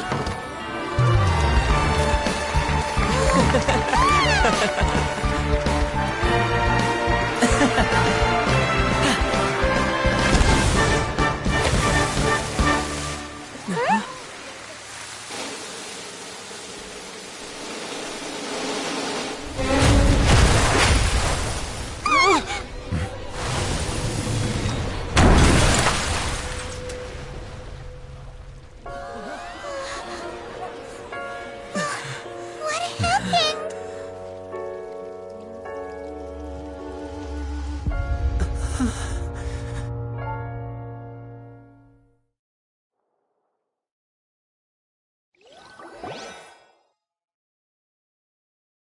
Huh? Is this part of the show? Mr. Lenny, you're going to use magic to fix the stage now, right? What happened? Oh no. Maybe this isn't part of the show. The girl was still in that box, right? This performance is over. Medical staff with me. Guards, secure the scene and detain all the performers. Seal the exits. No one is allowed in or out at this time. Yes, that's right. If this was just an accident, then we must investigate the cause. But if this was all part of some scheme, then those accountable will not escape the judgment of the God of Justice. No need to be alarmed, you two. We'll get to the bottom of this soon enough.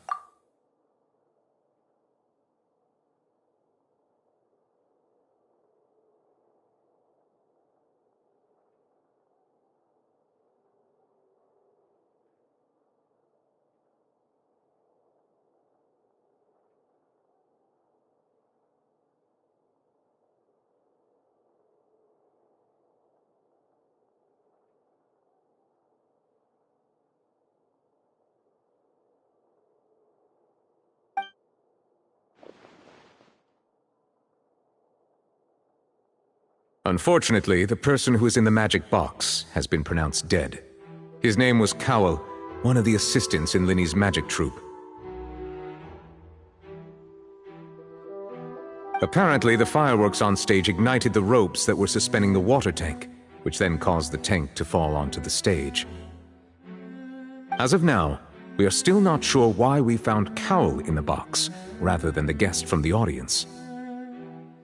And after an initial search of the area, the guards have confirmed that the girl is nowhere to be found. It appears that this incident was not merely some mishap with the performance. And there are many indications that it is connected with the case of the serial disappearances of young women. The serial disappearances case? That's the case that Charlotte mentioned before!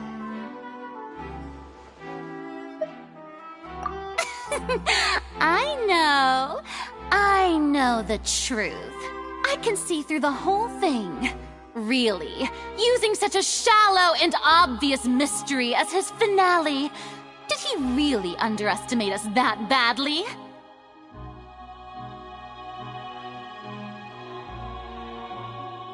I say that our powerful magician, Mr. Linny, is now the prime suspect for the serial disappearances case. Huh? Why me? This whole thing was an accident. Oh, this all occurred during your magic show, did it not? The missing girl disappeared after being chosen, did she not? The deceased is one of your assistants, is he not?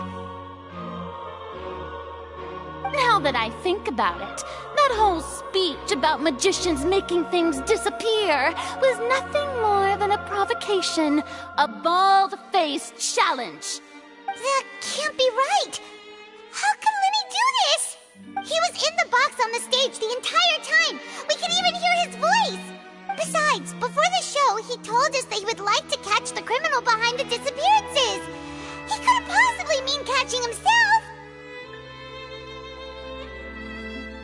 Save discussion for a later time, please. Lady Farina, may I assume that your comments just now constitute an accusation against Mr. Linney and his associates, and that you are pressing charges? I just think that I think it might be a little early to talk about formally pressing charges. This now makes perfect sense. Looks like she's gonna personally deliver justice. A kidnapping and murder carried out under the cover of a magic show. Lady Farina said it all. I mean, of course, my dear people. But what excites me even more than the obvious truth before our eyes is the opponent I'll be facing. That's right. I mean you, Traveler. You'll support Lenny, won't you? After all, he was the one who helped you the first time we met. Then there's no problem at all. You know, the Traveler and I already had a duel the first time we met. But with Lenny's help, our little duel ended in a draw. But draws really are the most boring possible outcome. So, no more draws. Between the two of us, there must be a clear winner and loser. And what better place to hold such a riveting showdown and decide the true victor than here, on the grandest of stages, the Opera Epiclese.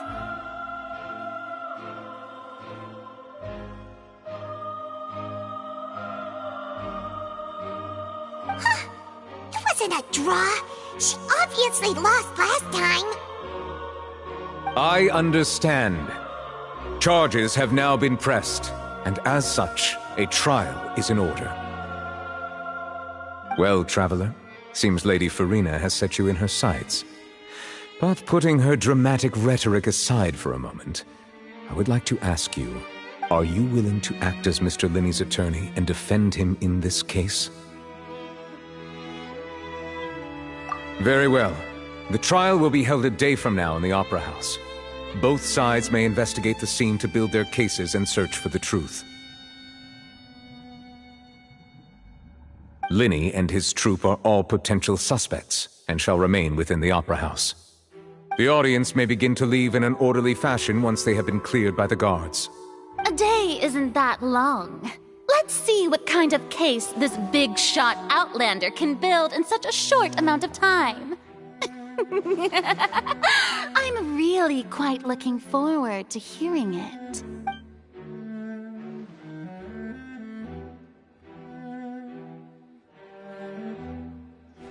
Lenny! Sorry about everything that happened just now. Were you frightened? Of course! Who wouldn't be scared after witnessing an accident like that? Yeah, I'm a little shaken up myself. How could this happen? And poor Kel.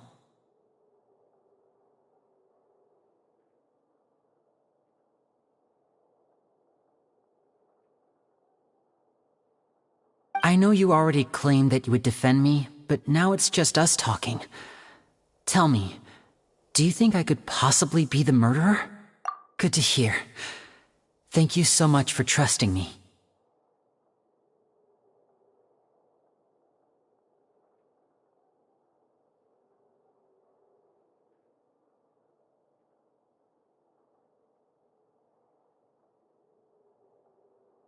I'm sure everyone sees me as the biggest suspect at this point. But if you ask me, the whole thing is mysteries layered upon mysteries, such that all that's left is confusion. I don't know whether what happened there on the stage was purely an accident or not, and I don't know why poor Cal was in the box. As for how that girl chosen from the audience could suddenly disappear, I'm afraid I don't have any answers either. If someone tampered with my performance, then we need to figure out what they did. Even a skilled and knowledgeable magician like myself couldn't pull all that off in just 1 minute. Which is precisely why we need to investigate! As this book says, the impossible could not have happened. Whatever happened must have been that which is possible. Paimon bought them when we were reading at the bookshop in the city earlier. Pretty cool, huh? Don't worry, Paimon used her own savings to buy them. It wasn't from our travel funds. I think they look cute on you, Paimon. You have good taste, Lynette. That's the right attitude. Feeling depressed isn't going to help me now. I need to get back to my normal self. But with the guards watching our every move, it's going to be especially difficult for Lynette and I to prove our own innocence. Good thing you agreed to be our attorneys. Thanks for that. We'll be counting on you. Yes, thank you so much. Yeah, just leave it to us. Oh, since we're going to start investigating, Paimon has a question first. Where did Lynette go during the performance? Well, I'm afraid that would involve some of our essential trade secrets as magicians. The secrets behind our magic are past saving, Linny. I suppose you're right. The truth behind our tricks is going to be important evidence that will be weighted during the trial. 'Tis truly a pity. As a magician, our magic show is a work of art. We've poured countless hours and spared no effort in perfecting it. But if revealing our secrets will help you uncover the truth behind what happened, then it will be well worth it. We should go somewhere else if we're going to discuss our magic tricks. We'll go speak with the guards, and in the meantime, you can go investigate the stage and the seating areas. Alright, let's go have a look while the investigation teams are still here. Detective Paimon is on the case!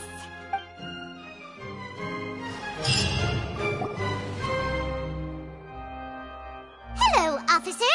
How's the investigation going? I see. You must be the traveler that Lady Farina mentioned. Listen, I'll be perfectly honest with you. I'd avoid getting mixed up in this whirlpool of a mess if I were you. Huh? What do you mean? Come with me and you'll see. The deceased is one of Linny's assistants, named Cal. Even though he hadn't joined the troupe long, he was hardworking and everyone generally liked him. The assistants are usually in charge of setting up and inspecting the props, as well as assisting with the show and keeping the crowd engaged. As you probably saw when you were in the audience, the water tank suddenly fell and smashed the box with Cowl inside it. This is the real mystery. We've already searched the scene and were unable to find any traces of the girl. However, if you look carefully, the box was positioned directly under the water tank. The ropes holding the tank were then burned by the pyrotechnics on stage, causing them to snap. All these factors lining up so perfectly makes it hard to see this as a mere accident. If anything, the more logical explanation is that the whole incident was intentionally planned, and Linny is the most likely person to have access to all these areas. But he doesn't have a motive! Are you both good friends of his? Well, you can't say we're good friends, but we've known each other for a little while. So in just a short time, he was not only able to win your trust, but even convince you to act as his attorneys. I know there's no such thing as magic. The real trick of a magician is holding the audience in the palm of their hand. I've seen a lot of cases, and I can tell you that people are the least reliable kind of evidence. Sorry, I tend to be pretty straightforward. Just know that I'm warning you for your own good. Anyway, you may investigate the scene of the crime yourselves if you're curious. Who knows, maybe you'll be able to come up with some new evidence.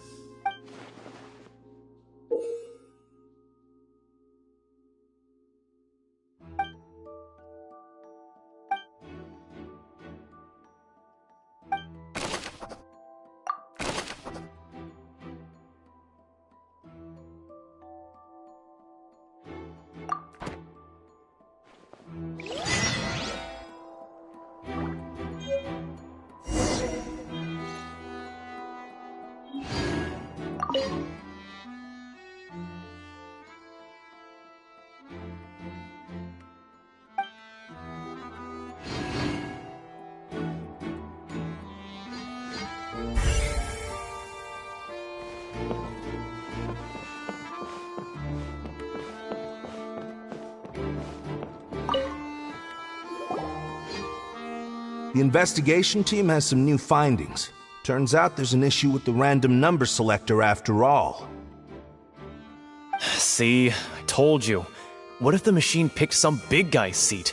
You think the murderer would have still made his move then? Sorry to interrupt, but we're helping Linny and Lynette with their side of the investigation.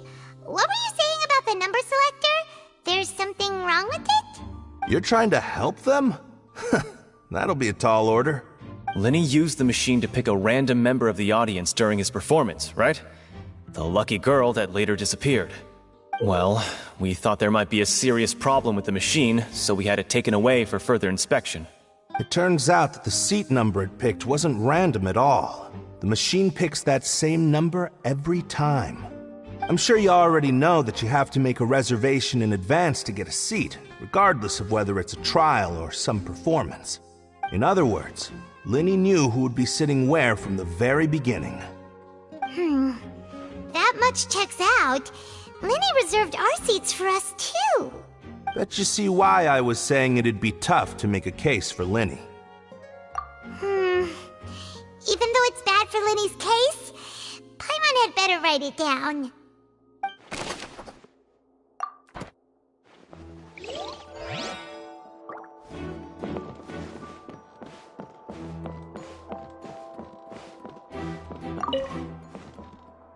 Go ahead, have a look around. In the end, we're both after the truth.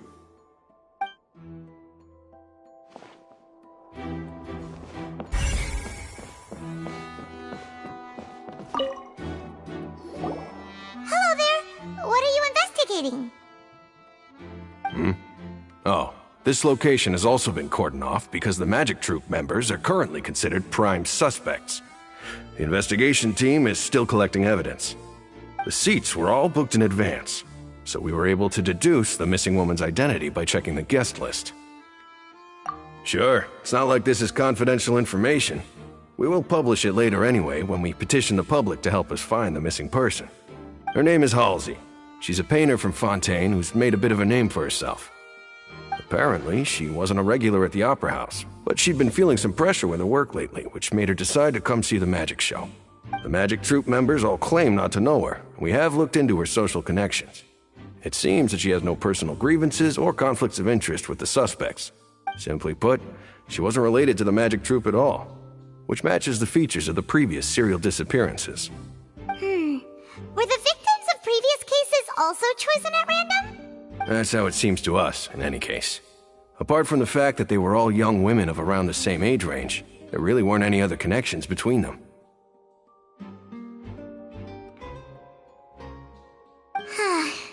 Okay then.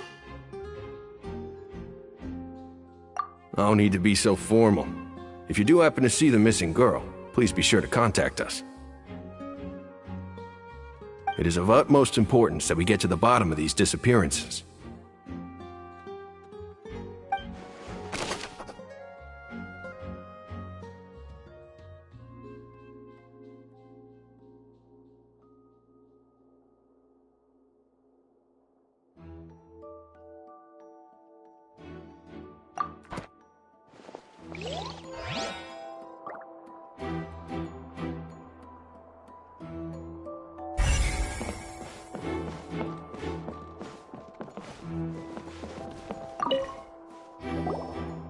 So this is the rope that broke and caused the water tank to fall. The rope looks pretty durable. How can it be burned through so quickly by fireworks?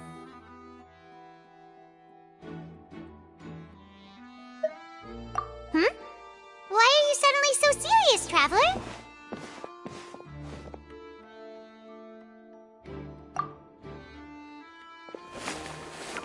Whoa. Look! This bit is made from different material! Most of it was burned away, but there's still a little bit of it left. So if a rope meant to hold something was made with that kind of material in it, then that means... Wait!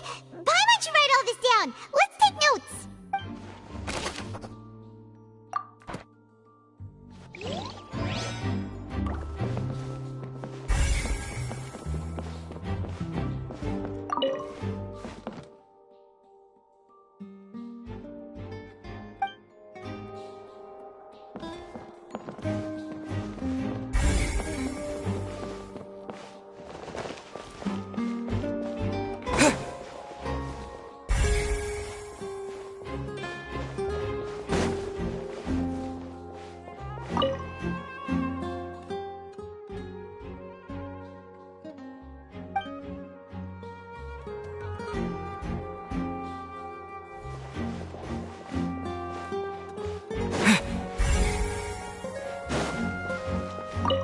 Lenny's still talking to the guards.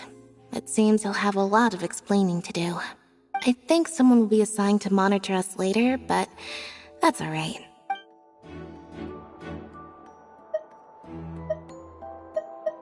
Lenny's still talking to the guard. I think someone...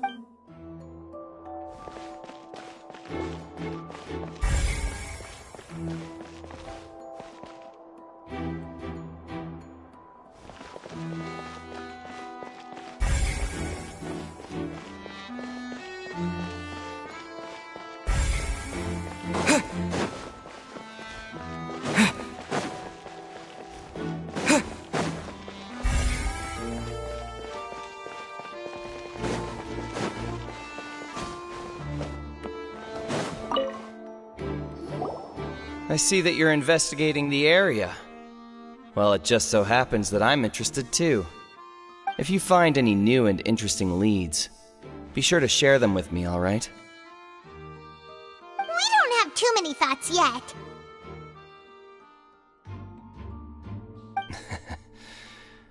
Then why don't I tell you my hypothesis first? The way I see it. And I'll start it with that loud thud. The thud? Oh, you mean the sound that happened during the countdown? Yes, exactly. It wasn't terribly loud, but I suspect that most people heard it. It's just that everyone was awaiting the results of Lenny's trick with bated breath, so no one paid it much mind. But now that the incident has happened, the thud has become an important clue. That makes sense. So, what do you make of it? I'm of the opinion that it may have been the sound of Lenny's accomplice. Lynette, perhaps. Jumping atop the water tank, or something like that. And when the pyrotechnics went off, she cut the rope, sending the water tank crashing down. But wasn't the noise we heard too loud for that? Perhaps the balance wasn't right, leading to a particularly rough landing.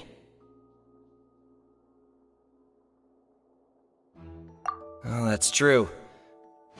I suppose I must reconsider. That does remind Paimon, though. What was with that sound?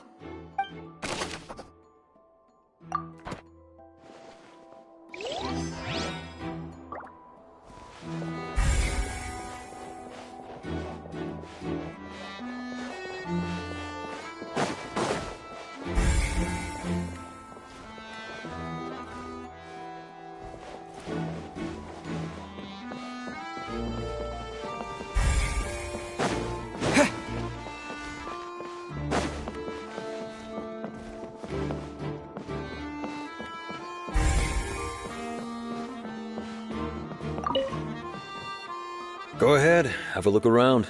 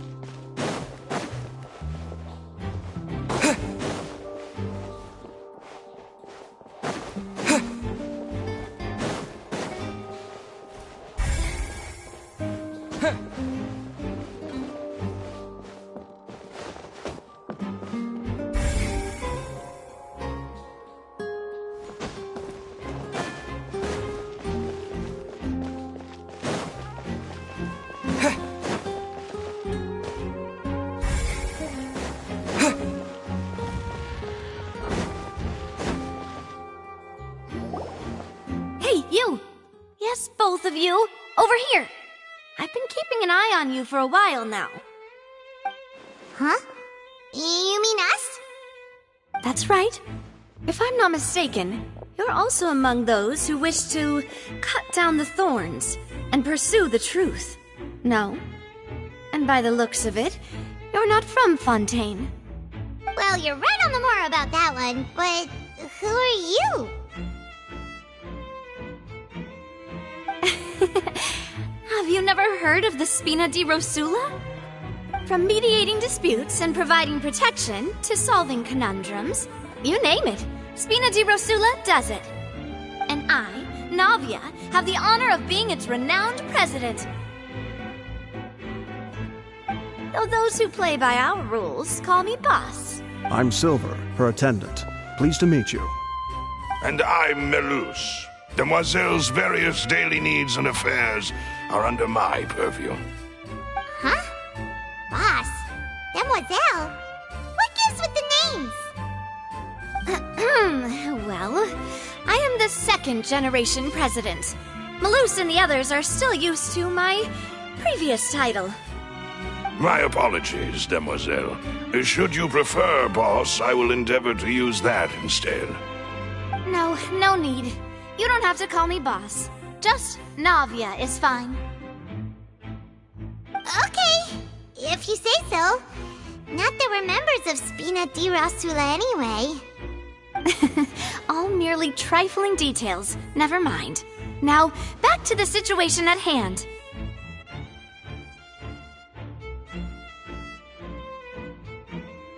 That's right. I've always kept an eye on the serial disappearance cases. My interest stems from a matter back from my father's time. Judging from the look of things, I find Linny an unlikely mastermind. Really? We think so too! That's why we're looking for clues now. But how did you come to that conclusion? Intuition, naturally. My unparalleled intuition. Farina sure was quick to point the finger at Linny without any decisive evidence whatsoever, wasn't she? But that's not uncommon for her. If you remember, the Justice had to interrupt her and ask if she was pressing charges just to keep her from getting carried away. Anyway, a trial begins the moment someone levels charges. And, of course, there was no way Farina was going to back down in that situation. Sounds more like you just don't trust the Hydro Archon. Well, what's your opinion? I must admit that she can be interesting at times, but liking her doesn't mean that I'll blindly agree with her. All right, I've answered your question. Now, it's time you answer mine. Wait a minute, did that answer count? Well, I say it does. But don't worry, you won't hear any pointless questions from me. In your opinion, do you think it's right to treat a trial like it's an opera? Well? And why would that be?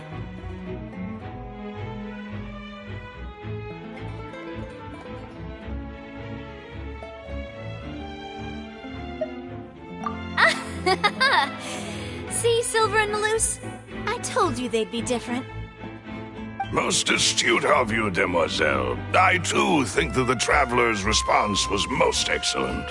No matter how wonderful the script or how fervent the audience's expectations may be, the trials that go on stage here must be based in fact. And if that can be done, boss, then... All right, that's quite enough, Malus. Anyway, I like your answer. You pass with flying colors. Now, I need to make some preparations, following which our joint investigation shall commence. You two shall be my assistants. Wait! Since when did we become assistants? Oh, well, I can be the assistant, sure. Or your companion, if you like. I'm really not that fussy. That's more like it. Far be it from me to brag, but I believe that Demoiselle's intuition will be instrumental in uncovering the truth. You wish to save a friend from false accusations, and we wish to unravel the disappearances. In this sense, our goals are aligned. You have a point.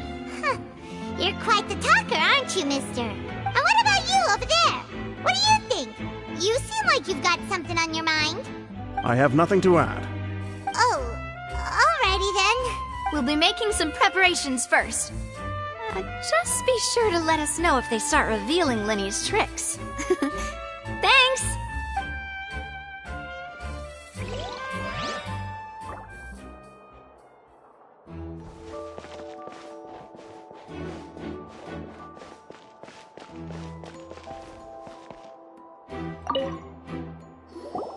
Sorry, but no one can freely enter or exit the Opera House at the moment.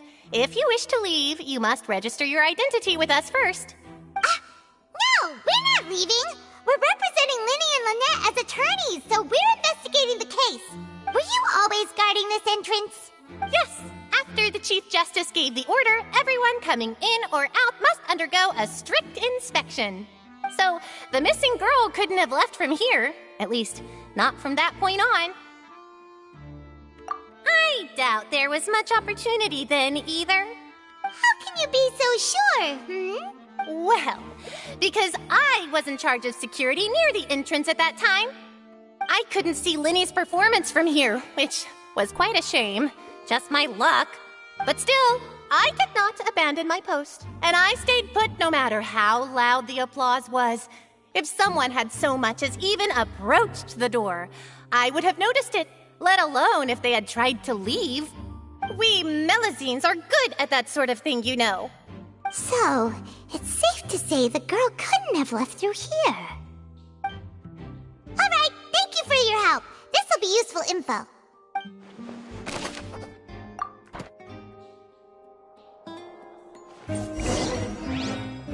We've checked everything of note here at the performance venue. Paimon wonders how Linny's discussion with the guards is going. Let's go see, shall we? Ooh, things are getting interesting, huh? We're about to see how magic is made. Understood. Then I will be going with you.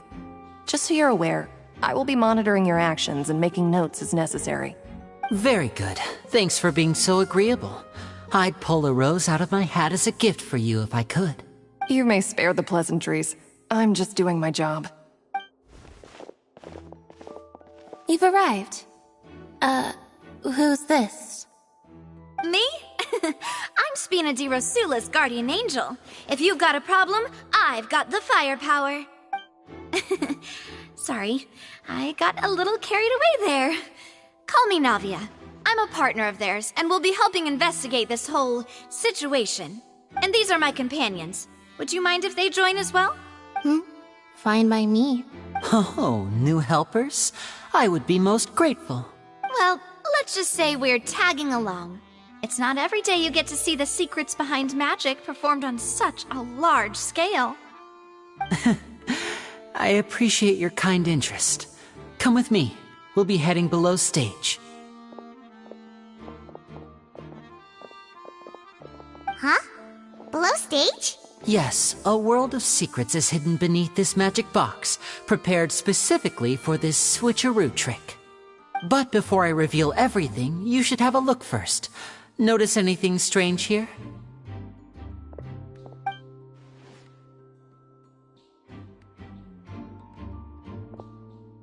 I'm not trying to be dramatic. Remembering the details of a trick will help you understand the methods used to perform it more easily. Huh. Weren't there balloons and other decorations here? Where did all that go?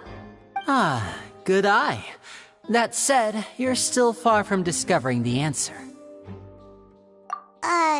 The back? You mean the inside of the door? What's different about it? Paimon didn't notice anything. Very good indeed. I thought you might not be able to catch that, given that you were sitting in the first row.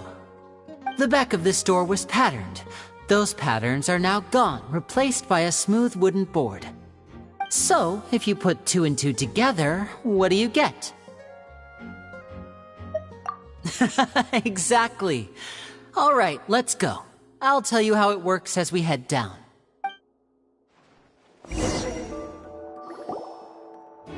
Oh, so there was a passageway under the magic box! I knew you'd figure out most of it as soon as you saw this place. The 2 magic boxes are positioned right above the 2 entrances of the tunnel. See this flatbed trolley? The box with the lucky audience member in it would be shuttled over to the other side using the trolley. This trolley can raise and lower and even rotate, ensuring that the box will face in the right direction. I see. So that's the purpose of the box inside another box. Precisely.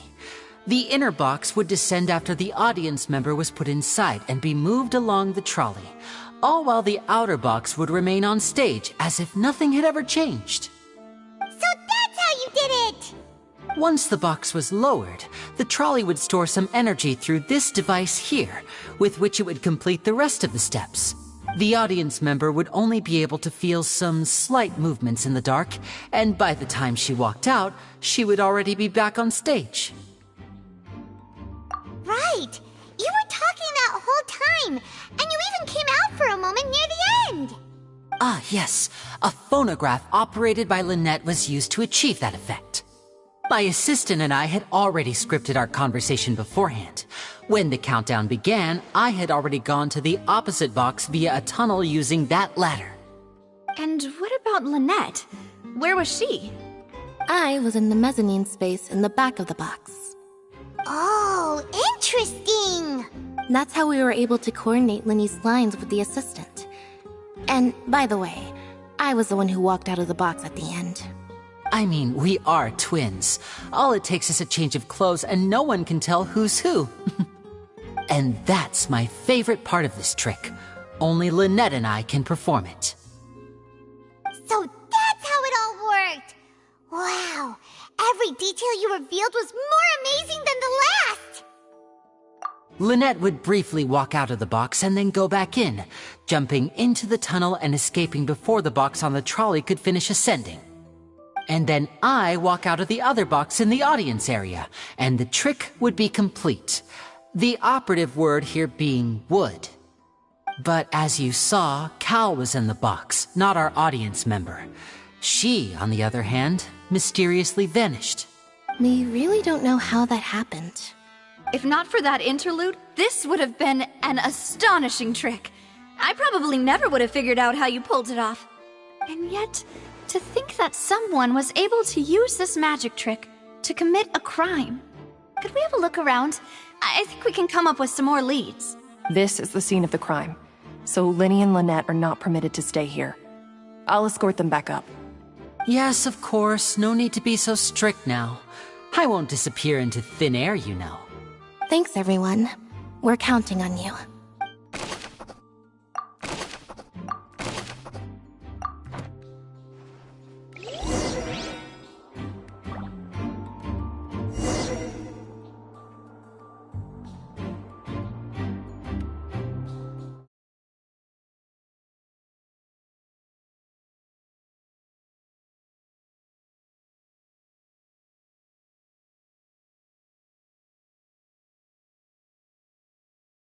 Wait.